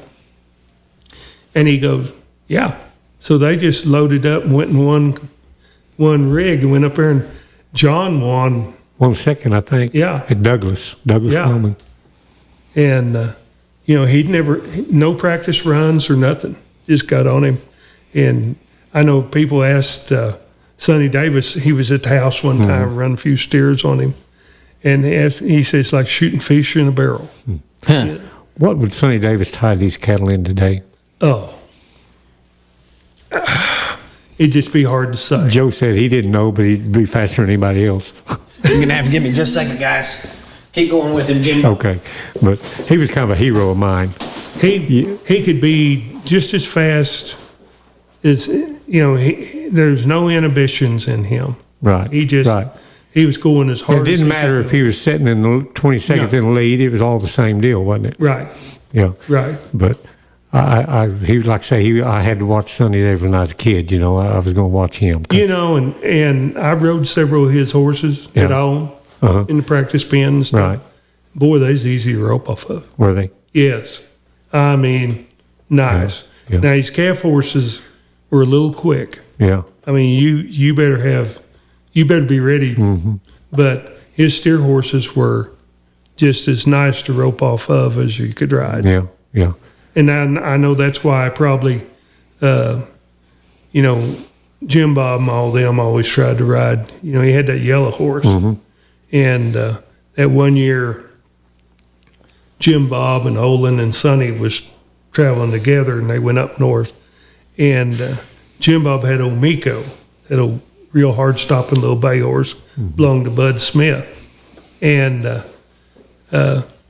they was talking. It's funny sitting over there alongside of the track, and they said, we always want Olin to ride him first because he always drives them up there. Yeah. And he'd always make them, get in the right spot every time, and then they could come kind of make a rodeo run on them behind him. I always thought Olin was the best roper I ever saw rope. He's a perfectionist. Yeah. If you was around Olin, he always had the best ropes, and he made them himself. He didn't buy them. That was back when you went and bought off the coil, like you talked about before. But he always had the best ropes. Him and Sonny were meticulous braiders, and they would braid that nylon into headstalls and tie downs and everything. His saddles were always just cleaned and oiled, and just like he dressed. He just dressed like he'd come out of a barbershop. Yeah. And Olin was just a perfectionist, and his horses were the same way. Yeah. He won the national finals 7 times, Cody. 4 in calf roping and 3 in steer roping. I have a piece of braided stuff that Olin made, and a piece of braided stuff from them old nylon ropes that Sonny made that they gave to my grandpa, because he was a big time braider with that too. Okay. Right up until his death. But they, when they'd come and stay with us during those rodeos, they'd come out there and feed their horses of a morning, and then they'd be around their trailer, and that's what they were doing. They would braid that nylon or clean their saddles or oil them or get their ropes out, powder them down, stretch them, maybe take a gunny sack and work them down. And just, that was tools of the trade, and they were taking care of them all the time. Serious business. Yes. And that was the thing. You didn't have all the sponsorship back then. Basically your sponsors was either your wife at home that had a job, was working. Yep, mine did. That's my sponsor.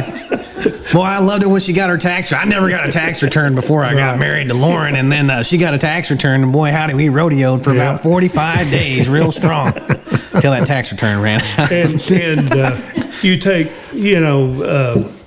it's either, in my situation, is my parents, Every now and then, an old gambler, had a little money, like to enter a guy for half, which means you split the money after the fees, basically. Taken out. Yeah, and Carl Sawyer, who took a liking to Joe. Carl didn't have any boys, had a girl, Carlita, and Joe was like his son to him, and he took a liking to him, went to entering him and everything, and everybody had somebody like that, but they didn't have these, shirts with 6 or 8 sponsors on them. And I remember the first guys wearing those, couldn't believe it, and then they started adding more and more and more and more to them. Now their whole they look like a NASCAR driver. It's good to see, though. It's good to see. It's a professional sport, and I'm glad to see that people's wanting to put their money. Yeah, wanting to back you just like a NASCAR driver or something. I mean, they deck their trailers out, and they deck these guys out, and they put someone's sponsor logo anywhere they can fit one. I was at the timed event one year, and Charlie Crawford was there, and I believe he was heading for Trever that particular year. And I looked over at Charlie. Now, I didn't know him.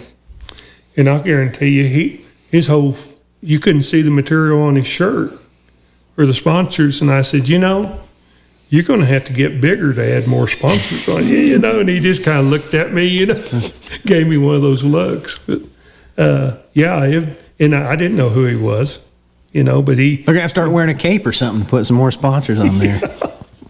Get them on your back. Yeah. The team ropers got to start wearing chaps. Get some sponsors embroidered on them chaps. I don't know. But, I mean, you see them now. I'll give you, for instance, like this calf roper that was 16th in the world this last year that wound up getting to make the finals. He got his whole front of his shirt covered in sponsors, and his rig's decked out and everything, and he's sitting 16th. Yep. So that tells you, I'd sponsor Trever, Right. Well, I'm glad these guys are finally getting some enough notoriety to get some help going down the road. It's good to see. It's definitely good to see, I think. Kelly, you had one of the greatest rodeo careers of anybody. Rodeoed with all the best, learned from the best.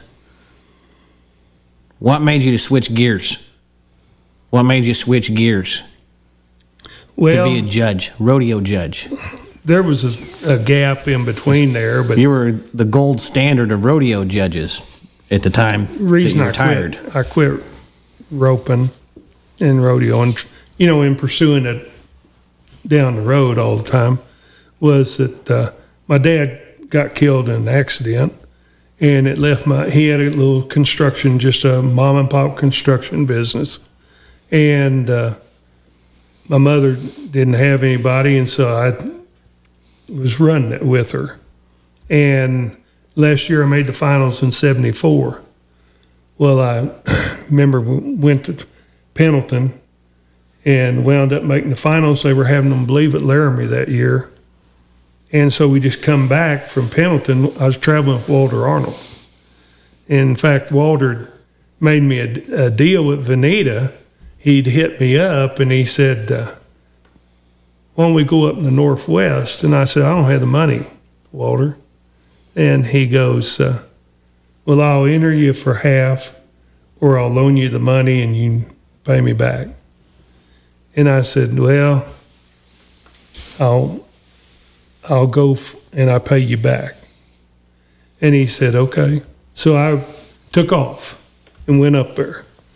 And I wound up making the finals. I wasn't sitting anywhere close then, but I wound up placed enough up there, Walla Walla and Lewiston and them.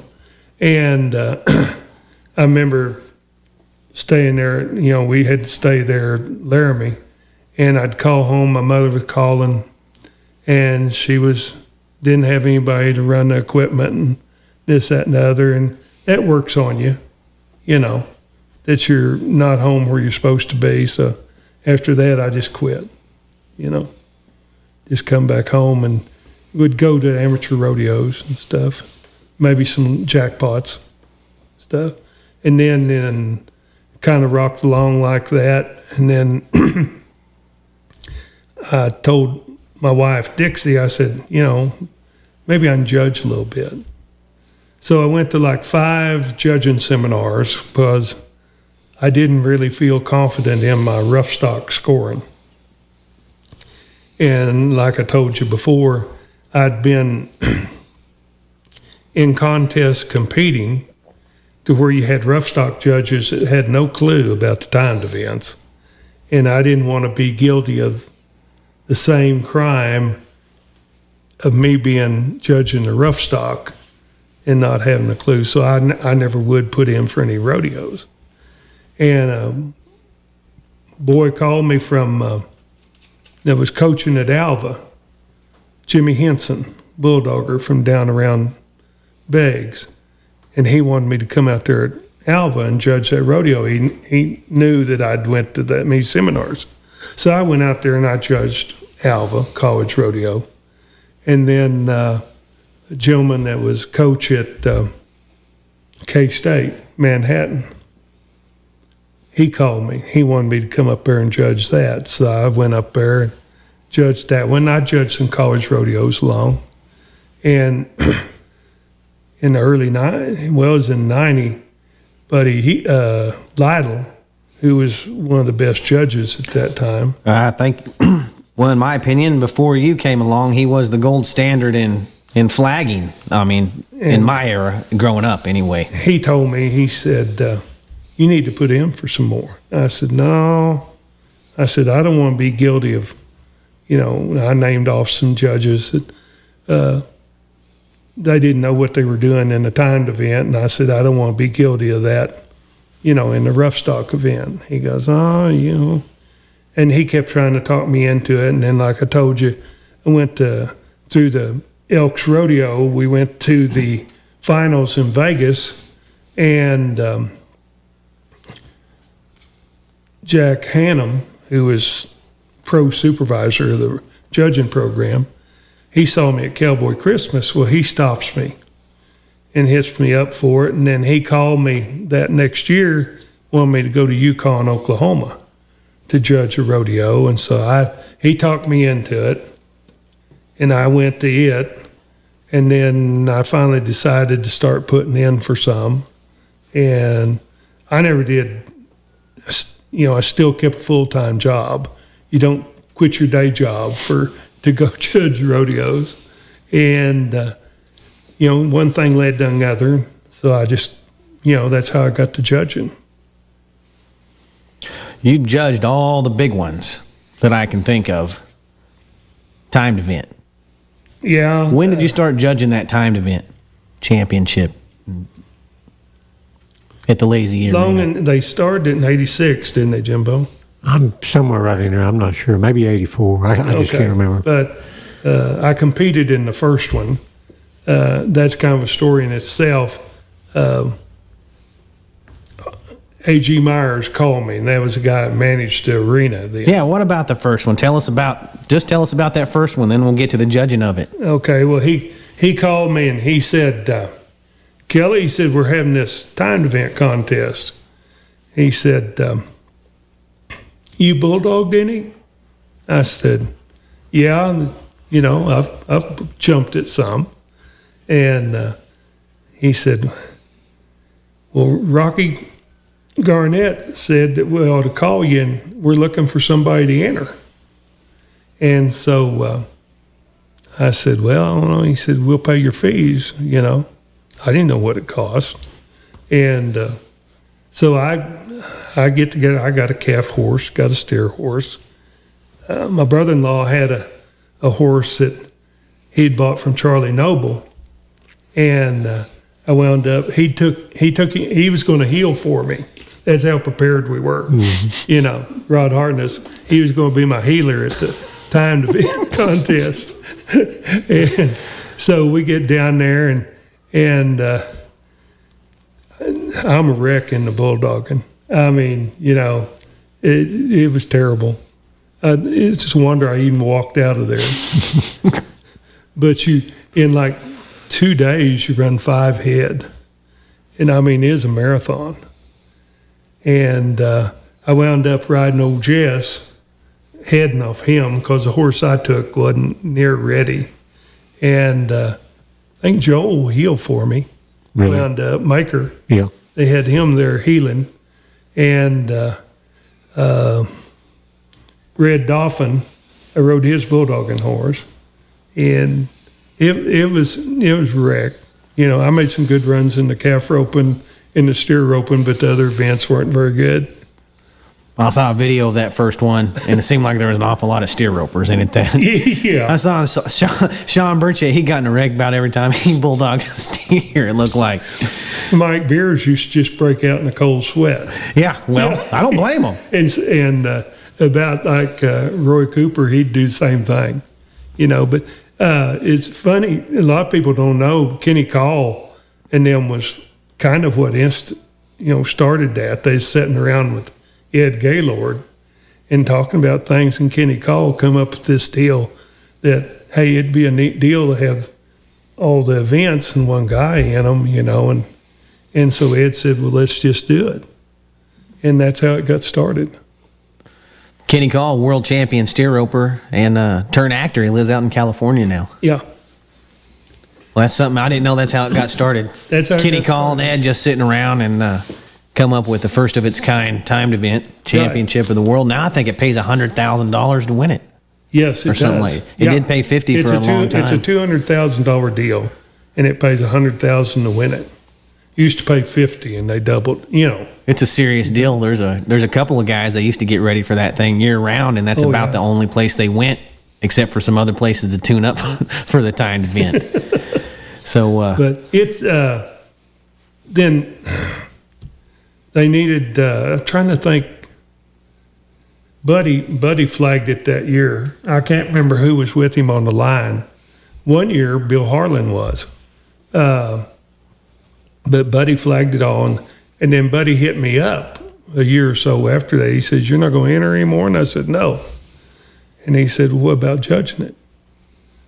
And so I went down there and judged it with him, until he passed away. And then while we were down there one year, he said, Cheyenne committee's going to come talk to you. And so they came and we visited up there at where the cantina's at, and they wanted me to. That's when Buddy, he knew he had cancer, but he wasn't telling anybody. Okay. And so he knew he wasn't going to be able to go to Cheyenne and stand all that. And so he was trying to help him get a replacement. And so they hit me up about, taking that contract out there. And so I come back, figured, I had the full-time job here. I'd have to take off 2 weeks to go out there and everything. And so, and take your own horses. And so I shot them a price, and it was more than what they wanted to pay, so I didn't go. You've seen a lot of historic things happen. I'm going to ask you about what it was like to watch Trever Brazile at his first timed event as a young man. It was good. I'd watched him, back when he was just a kid. Jimmy was roping, and he was like all them kids back behind the contestants grandstand at Cheyenne. I remember when Mac Altizer was roping a box out there, and just Trever was the next generation that come up after that.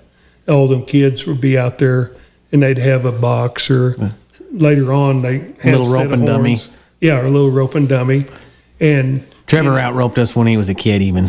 All of us kids roping a dummy with him. You had Justin Patterson.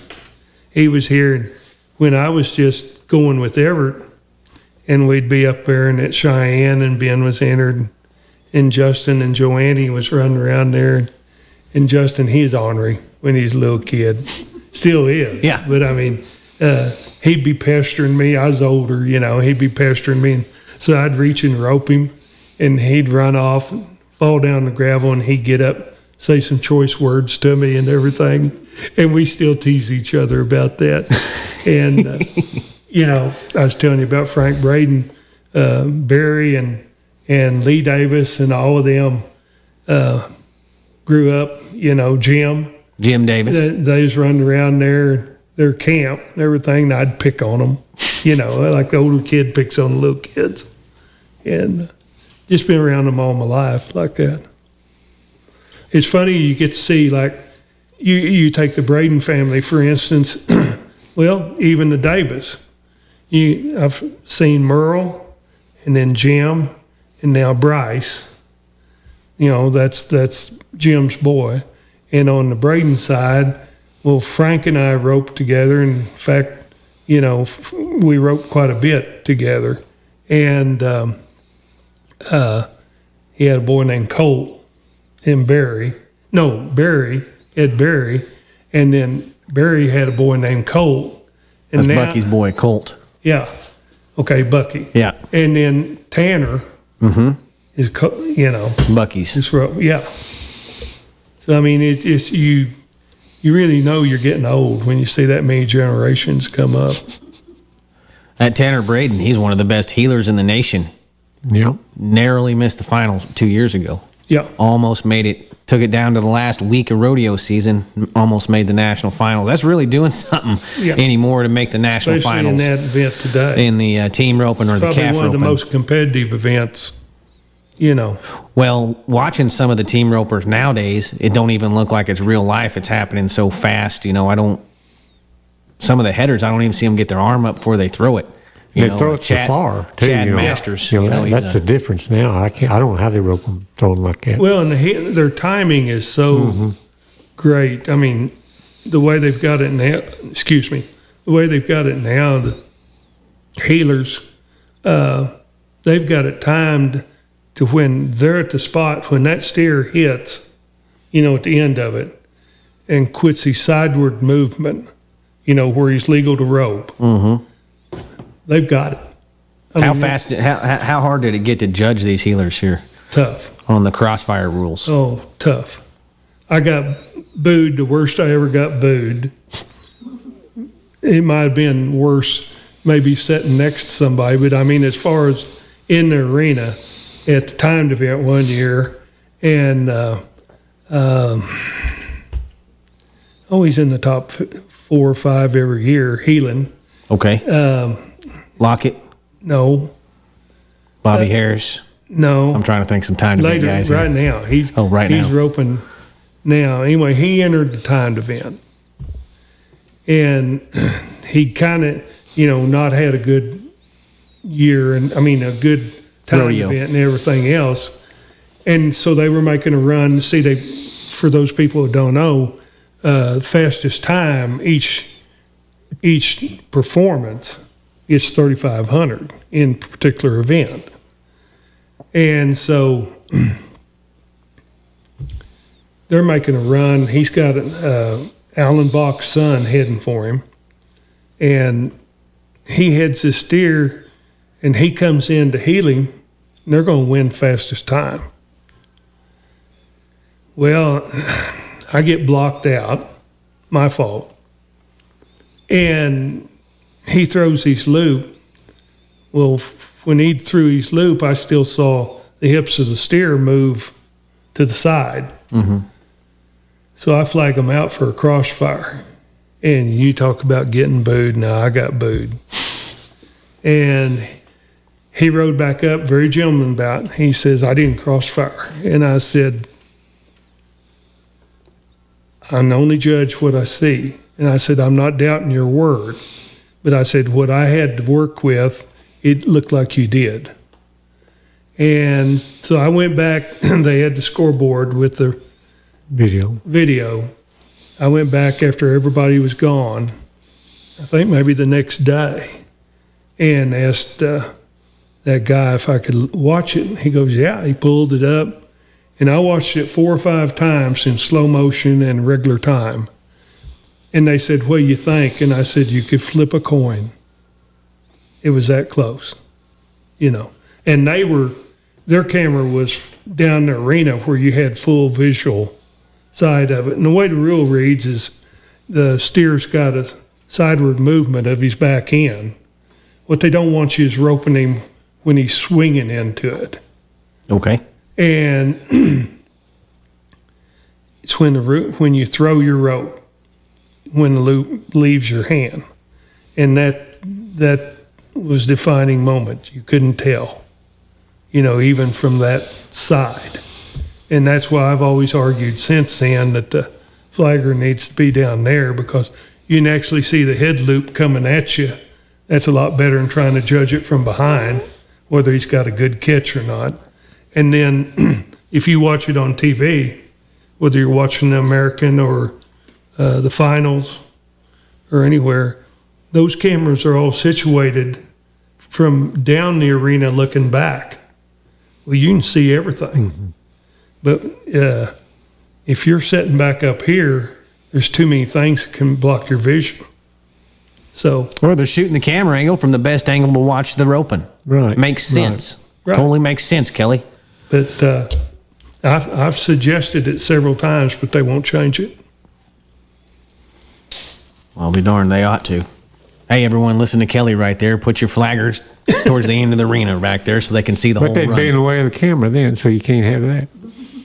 Yeah, you're probably right. That might be part of it. It could be. It could be. Hey, Kelly, what's the best bronc ride you ever saw judging? Does anything stick out in your mind big time? Mortensen. He's from Montana. Dan Mortensen, world champion. Dan.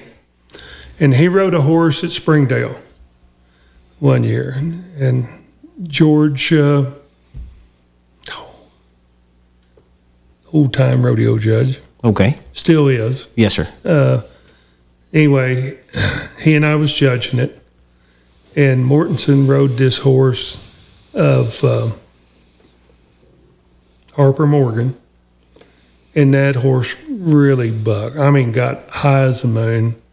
And he never missed a lick and was from in front of the shoulders to the back and beat him back every time.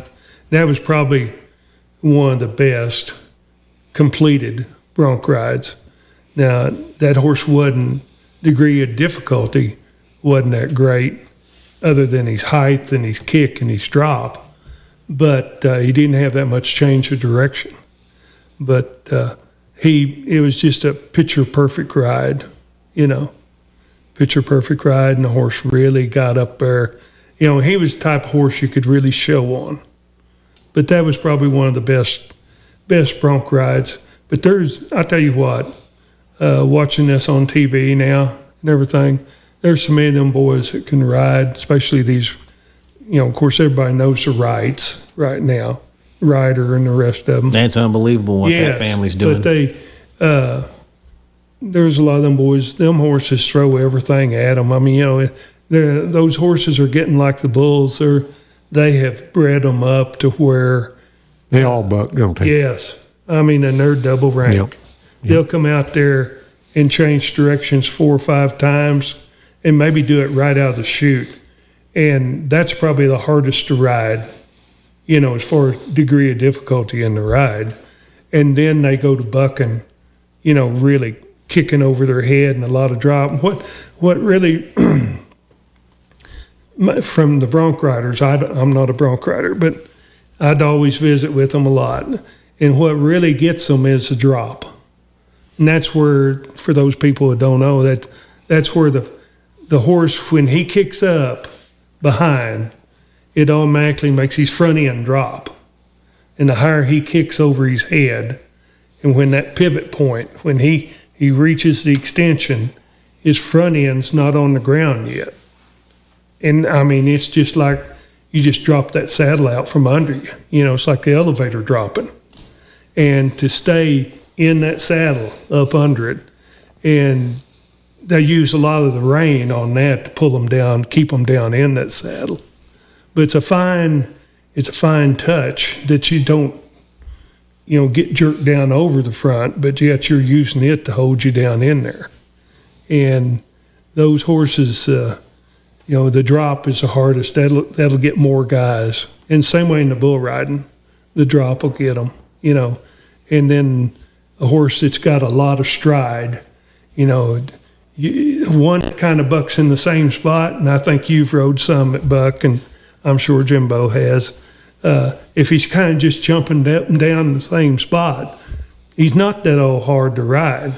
But if he's jumping up and then going out from under you in a long stride, he'll throw you to the back and get your arms stretched out, and then you're in trouble, What about, have you ever been judging a rodeo? I'm just hypothetical, something right here. This is just something crazy. You ever been judging a rodeo? Just say they started off with a section of bull ride and the other judge gets mucked out and you're only down to one judge. Anything like that ever happen to you? You mean like the judge gets hurt or something happens to the judge? Yeah. Bareback horse runs over him, right. Standing against the chute. I had that. It wasn't at a large rodeo, but Mound City, Kansas. What do you do? Luckily, Bronk Rumford was stock contractor. Okay. And Bronk's been around, and he's rode bareback horses when he was competing. He's bulldogged, he's roped. He's done it all. Yes. I grew up by Bronk Rumford. Besides being in the stock contracting business. And I knew him when he was a kid. So I drafted him. Okay. And, he said, well, can I do it a horseback? I said, yeah, you can stay on your horse. You just mark them, long as you stay on your horse for everybody. And had a guy on the ground, he'd give him his score, and he'd write it down for him. Okay. But that was one place I did. So after the rodeo, I called Jack. I told him, I said, well, whoever it was with me, I said, he hurt his leg and he is out. And I said, I drafted Bronk. He goes, how'd he do? I said, pretty good. You ought to try to hire him. He ought to do pretty good. Yeah. He ought to be a real good rodeo judge. He ought to be a real good one. What's the worst, what did you got? The thing that would scare me about being a judge is the bull riding. Being out there for a mean bull. What do? Do you just jump on the fence to get out of his way? Or yeah, you stay push close someone to else the in the fence. way? Or You stay close to the fence. okay. And, I'll tell you the scariest part is some of those arenas that the wall, well, like Lazy E. Okay. You got a 8-foot cement wall. There's no climbing that very easy. No. And Baton Rouge, they said, was worse, And those are the ones that really kind of spook you. But you go have them get a gate or a panel and have them tie it up to that wall so you got something to climb up. Okay. You And- got to be thinking about it ahead of time. Yeah, you get all that done before first gate cracks. You got to learn from someone else's mistake that it happened to one time. Right. But now that you say that, there are a lot of indoor arenas I see that have that panel up there against Yes. them cement walls for people to scramble up. I guess that's what it's for. I see it a lot of different places. I judged college finals at a Casper, and it was that way. And saddle bronc riding, there's 4 judges. I mean, just like at the finals. You got 2 down close and then up the arena ways. And I was farther out the arena, and the saddle bronc horse come up around, and I move over. You learn to read them. You move over, get out of the way. Well, he hones in on me just like a horse running a steer. And here he comes, and so I turn, and I'm trying to run, get out of his way. And I look over my shoulder, and I see him. He's kind of over my left shoulder. So I thought, I'm going to cut to the right real quick, kind of make, like you would on bullfighter passes on a bull. And when I did that, the arena dirt was little pebbles, little hard pebbles. Well, it rolled out. I went flat down on my belly. And I go, oh, here he comes. And you just kind of hunker up and hope he don't step right in the middle of you, Well, he just grazed me with one of his feet. And when I get up, the bronc rider's laying right next to me. He bucked him off right about the same time. He jumped over me. And I looked up there, and the arena the judge on the other side was Marshall Juma. Oh, yeah. I know Marshall. And Marshall's over there, and he's having to hold his hand over his face to keep from showing that he's laughing at me, But you get in a lot of those spots. You try to figure out what you need before Weatherford College Rodeo in Weatherford, Oklahoma. Mm-hmm. It's got steel up so far. It's off the ground about a foot. Okay. But it's better than 4 foot to the top. I mean, the rest of it, it's the oil field tank steel that they've went and made that fence out of. And on the other side, it's chain link fence. There's not a lot of places, to go. Well, we found a garage sale that day, and I found a ladder like you used to hang on an old ski boat that got the hooks on it. So I go down there and I put it on my fence, and Gip's over there, Alan, and he's on the chain link fence side. Well, I had to go up mine several times. Benny Butler and Son has a stock there. They generally bring green bulls and 4-year-old horses to that college rodeo. And they wind up having to drag every bull out because they're hot, wanting to fight. and I had to climb up my ski boat ladder several times. And Gip, he ran over and he wound up having to try to get in dogging box, and the old bull come by and hooked him, knocked him on over and busted his lip stuff when he went over. But I mean, yeah, that's why I quit judging after, a year or so ago. It got to where you were worried more about protecting yourself than you were watching the ride. And that's when you need to quit. So that's when you finally retired judging after 30 years, about a year ago. Yeah. You just, when it gets to where you're not concentrating entirely on the event, you're worried about, well, where am I going to go here? And so you need, in all fairness to the contestant, you need to quit. Well, I guess you knew when to step down. I bet you can still judge a rodeo pretty good. I'm sure he could. He could dodge those bulls. Yeah.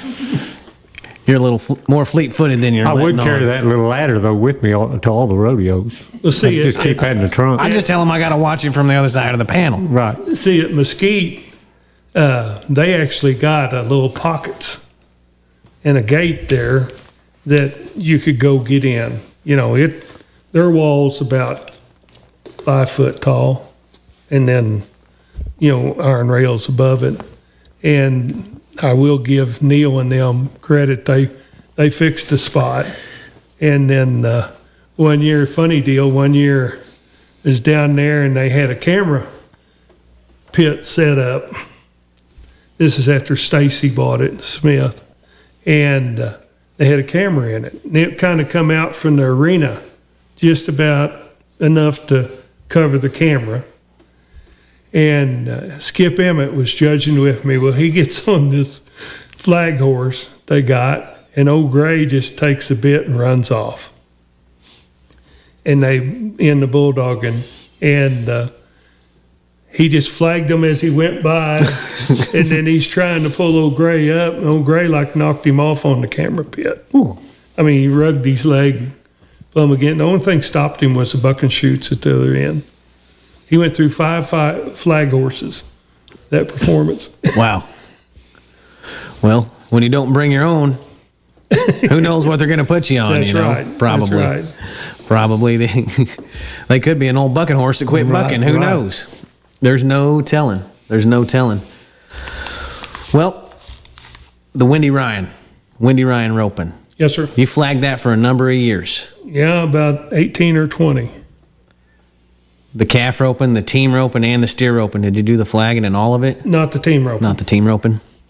What made that roping a little bit different than the rest?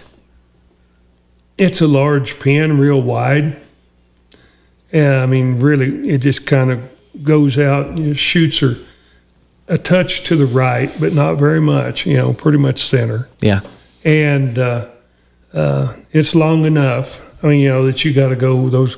Kind of like what you talked about, Paul Huska, the cattle's running. Yes, sir. And I think it's cowboy country.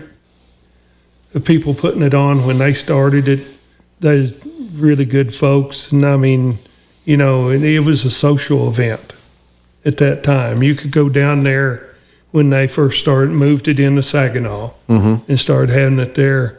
The ladies would be dressed just up, It's like the Fort Worth Kentucky Derby almost. Exactly. Right? Exactly. It's like the Fort Worth Kentucky Derby. It's just a big to-do down there. And Walt had his washer pitching contest. Yeah. And, everybody come down there. They just there to have a good time. I always used to like the bulldogging they got together, that bulldogging match there. Yeah. They used to match the current world champion versus the average winner of the national finals, bulldogging at the Wendy Ryan steer roping. I remember Todd Fox and Oak Berry several times. That was always a good matchup right there. And all those people down there, I'm going to say the majority of them, they like a nice friendly wager. Mm-hmm. And, you got the box seats along there on the east side that always had the who's who of the Fort Worth and Dallas Society Circle and Cowboy, Championship Circle down there. And most of those people putting it on new rodeo, new stock, always had good stock, calves. It's just a good event, Good place to have it too. Yes, it was. That's coming up real quick. Memorial. That's this month. Yep. It's in May. Whether this plays in May or not, we're not sure, everyone. So, yeah, if you want to check out the Wendy Ryan, it's always Memorial Weekend. It's always a big to-do. They've got to where now that team roping is just phenomenal. I mean, they just come in there. You can't. It's like you drive over that hill when you first get to where you can see it, and you think you want to go buy stock in Alcoa aluminum, because, all the aluminum trailers just cover that whole area. And it's just always been great. And then, you can go from there and go to, even back then, go to Cowtown. Okay. And Cadillac Bar and Billy Bob's and, and everywhere. And it was just, it was a fun deal. I always remember going with my family. That was the one time, every now and then, not every year, but we'd go to Six Flags if we were there like a day earlier or something. Did you stay at Sandpiper Inn? I think we might have. Yes, sir. I believe so. We did. Sandpiper that's where Inn. We used to. It was there at the Love Airport. Yeah, Rod Pratt's son dunked me under the water there. I remember that in the pool. It wasn't really about 6. A chain motel, but it was there at the airport, and it was built, had an internal swimming hole in it and everything, and had a nice place to eat stuff. I remember your folks there. Yeah, there was a lot of ropers stayed there. All the ropers stayed there. We ran into Kenny Rogers there that one time. Really? I remember staying there, yeah. Yep. Out of all the people, ran right into Kenny Rogers, the gambler himself. Well, Kelly, I got another question for you. Yeah. What do you think about instant replay in rodeo? Like at the national finals where they have multiple camera angles or something like that. What do you think? Do you think it should be allowed, or do you think they shouldn't do it? I don't even know what the stance is on it right now. I just know that they can do it. There's the possibility. The technology's there. Oh, the technology's there. Has been for several years. In all fairness to the contestants, because the money's got, it's not just a championship anymore. I mean, the money's got. What's a serious thing serious now? Stuff. For a cowboy, maybe not for an NBA player or an NFL player, but for a cowboy, it's serious money. Right. Well, it's never been bigger. And I think in all fairness, well, if I was competing, I'd want it. Okay. If I was competing, I'd want it because I have watched and seen too many bad calls cost. Well, there's human error. Yeah. There always will be. Just like an NBA basketball coach or a referee. It's intentional. Yes. Okay. It's just whether that guy blinked at that time or he got a piece of dirt in his eye or whatever. But, I think you should be able to, even if you wanted to challenge on some rough stock rides, have them go back and have it reviewed, I feel like they could probably get a good mark out ruling and stuff like that. Yes. Especially at the NFR and some places. Those, the American NFR, some of those places, it's really a, championship determining ride. Life-changing money. Yeah, life-changing money. I think in all fairness to the, and it'd take a lot of pressure off the judges, and because everybody, it's like I've told people, I said, everybody's going to make a mistake. I told a little gal one time at a college rodeo, I messed up on the breakaway. Gip and I was at Fort Hays, and this girl roped breakaway calf, and he was in a left turn. You sat down the arena. Well, when he turned left, I never did get to see his left front foot or nothing. I just roped it and breakaway, and away it went, and I flagged her. Well, the calf goes up, comes around, shoots. When he comes back down by me, he's got his left front foot in the loop. Well, it's a good while, and I can't flag her out now because you don't know when he actually got that foot in there. Could have been when they were trying to take the rope off at the back end and it got a little bit big. That's what I would argue. You just got to eat it, Yeah.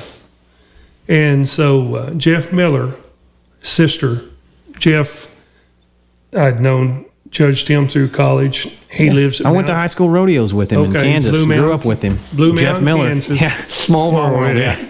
And Same era, same exact years I went to high school rodeo. his sister was breakaway director for that region. Okay.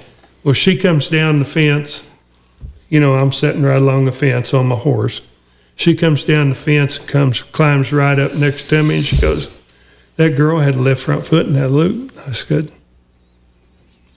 "He had it when he come by me." She goes, "No, he had it in it." And I said, "I missed it." And she goes, "Well, he had left front foot in it." And I said, "I missed it." And she just kept looking at me, and I said, "Do you practice a lot, rope and breakaway?" And she goes, "Yeah." And I said, "Do you ever miss any?" And she goes, "Well, yeah, I missed some." I said, "I missed that one." And then she just climbed down the fence.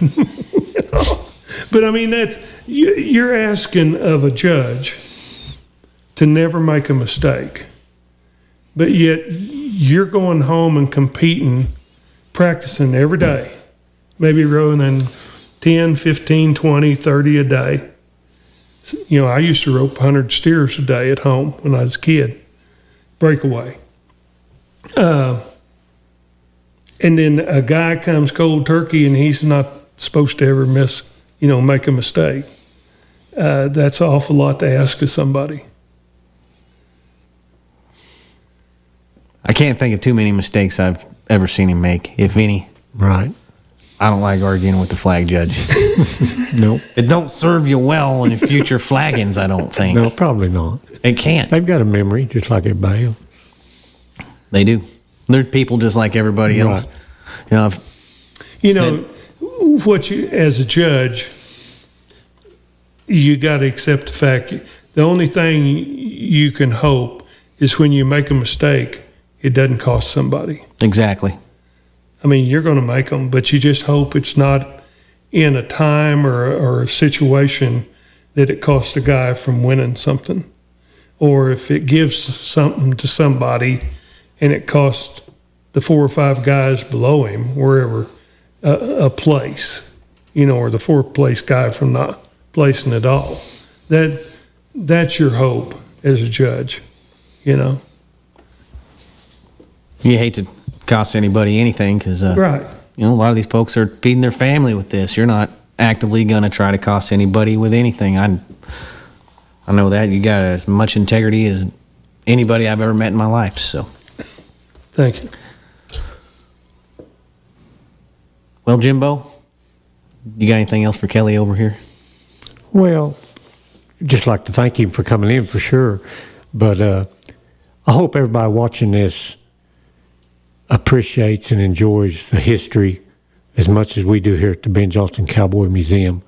I mean, there's not too many people walking around today that can give you a first-hand account of roping in the practice pen with Everett Shaw or turning goats out for Ike Rude.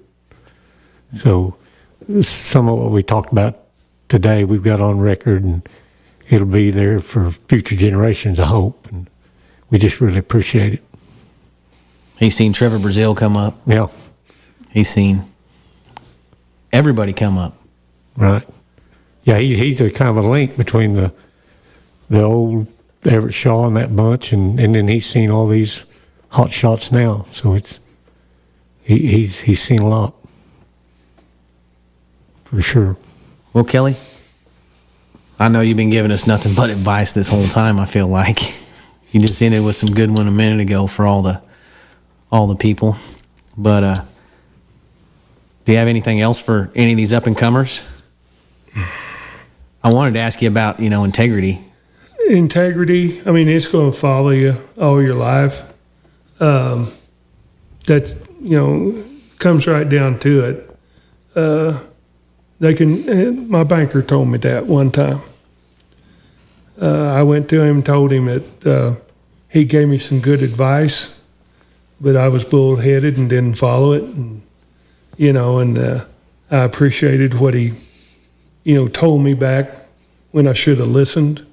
And he said, one thing about it, he said, they can never take your integrity away from you,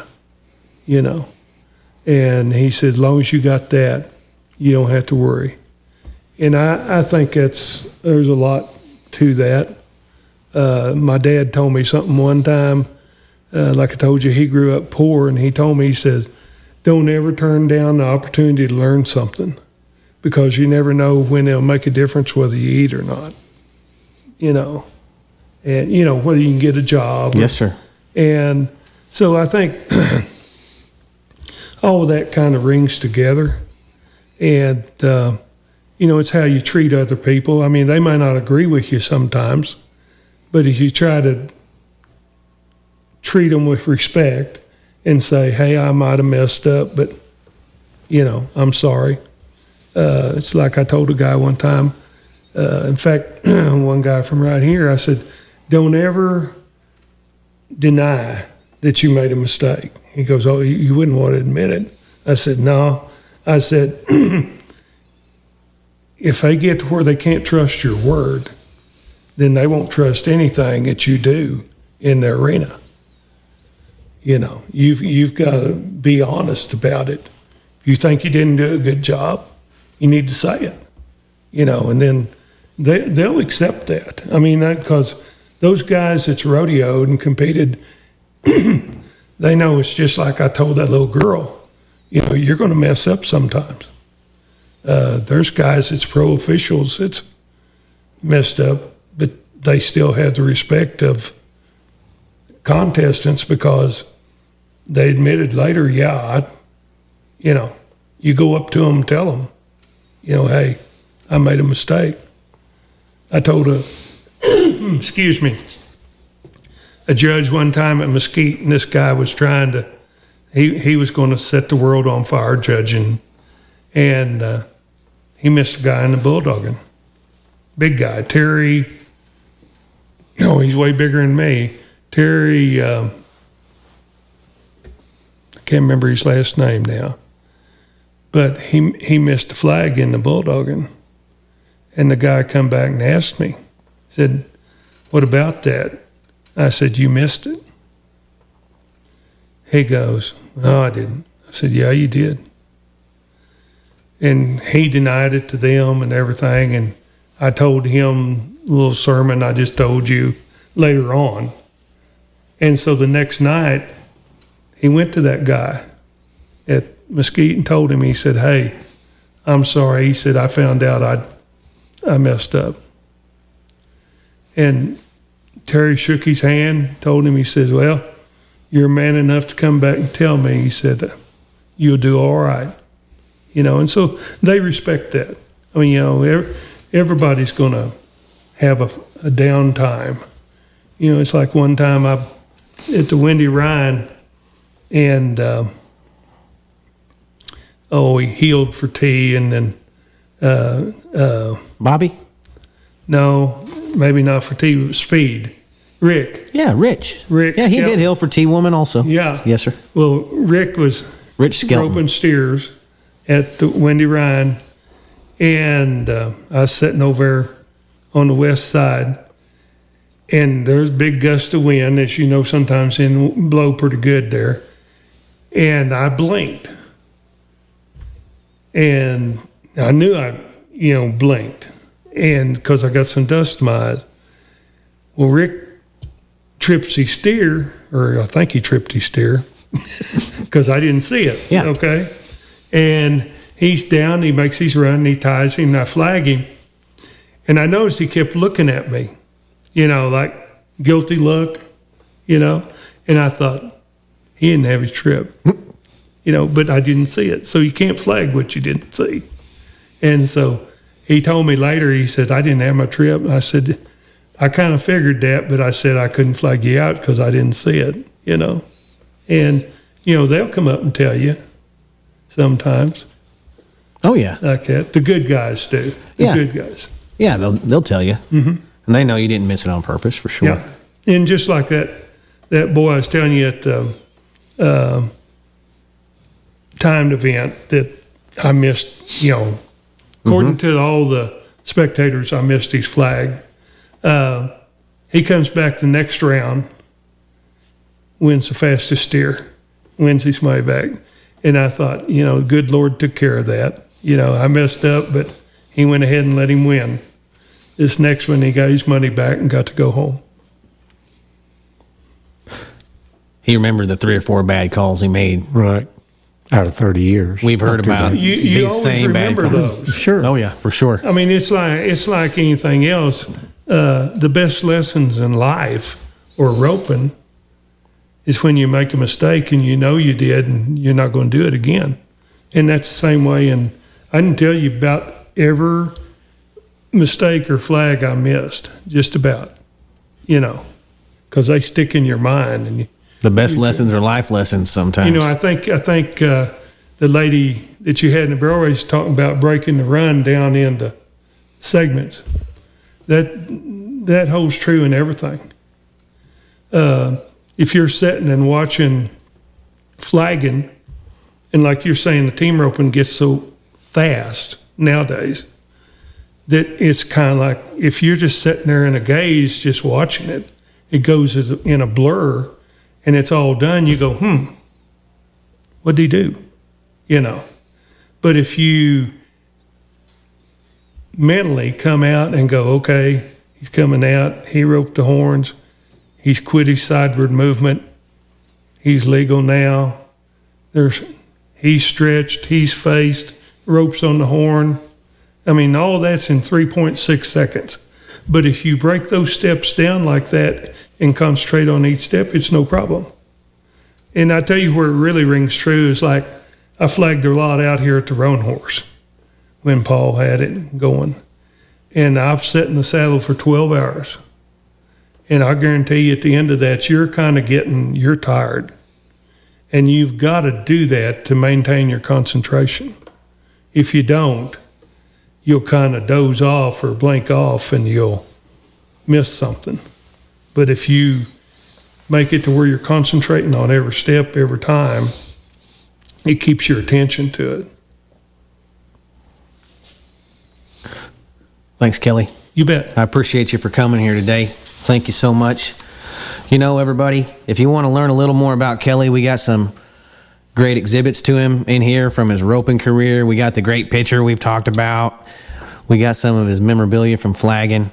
And when I think about Kelly, Jimbo, I think of some of the great boxing referees that got to decide a world championship. That's not very many people.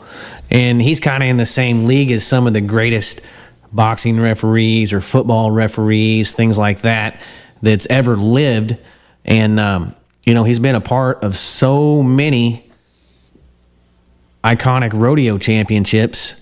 He's flagged for a world championship. There's very few people that's done that. He's roped for a world championship. There's very few people that gets to do that. That's right. This guy's a real special man. And Absolutely. I'm proud to know you, Kelly. And we really, really appreciate you coming in here. And we'd love to have you anytime in here, actually. Anytime you want to come in and sit in with someone else, we'd love to have you. Yeah. So everybody get over here to the Ben Johnson Cowboy Museum right here in Pawhuska. And we'll see you next week right here on Cowboys of the Osage. Thank you.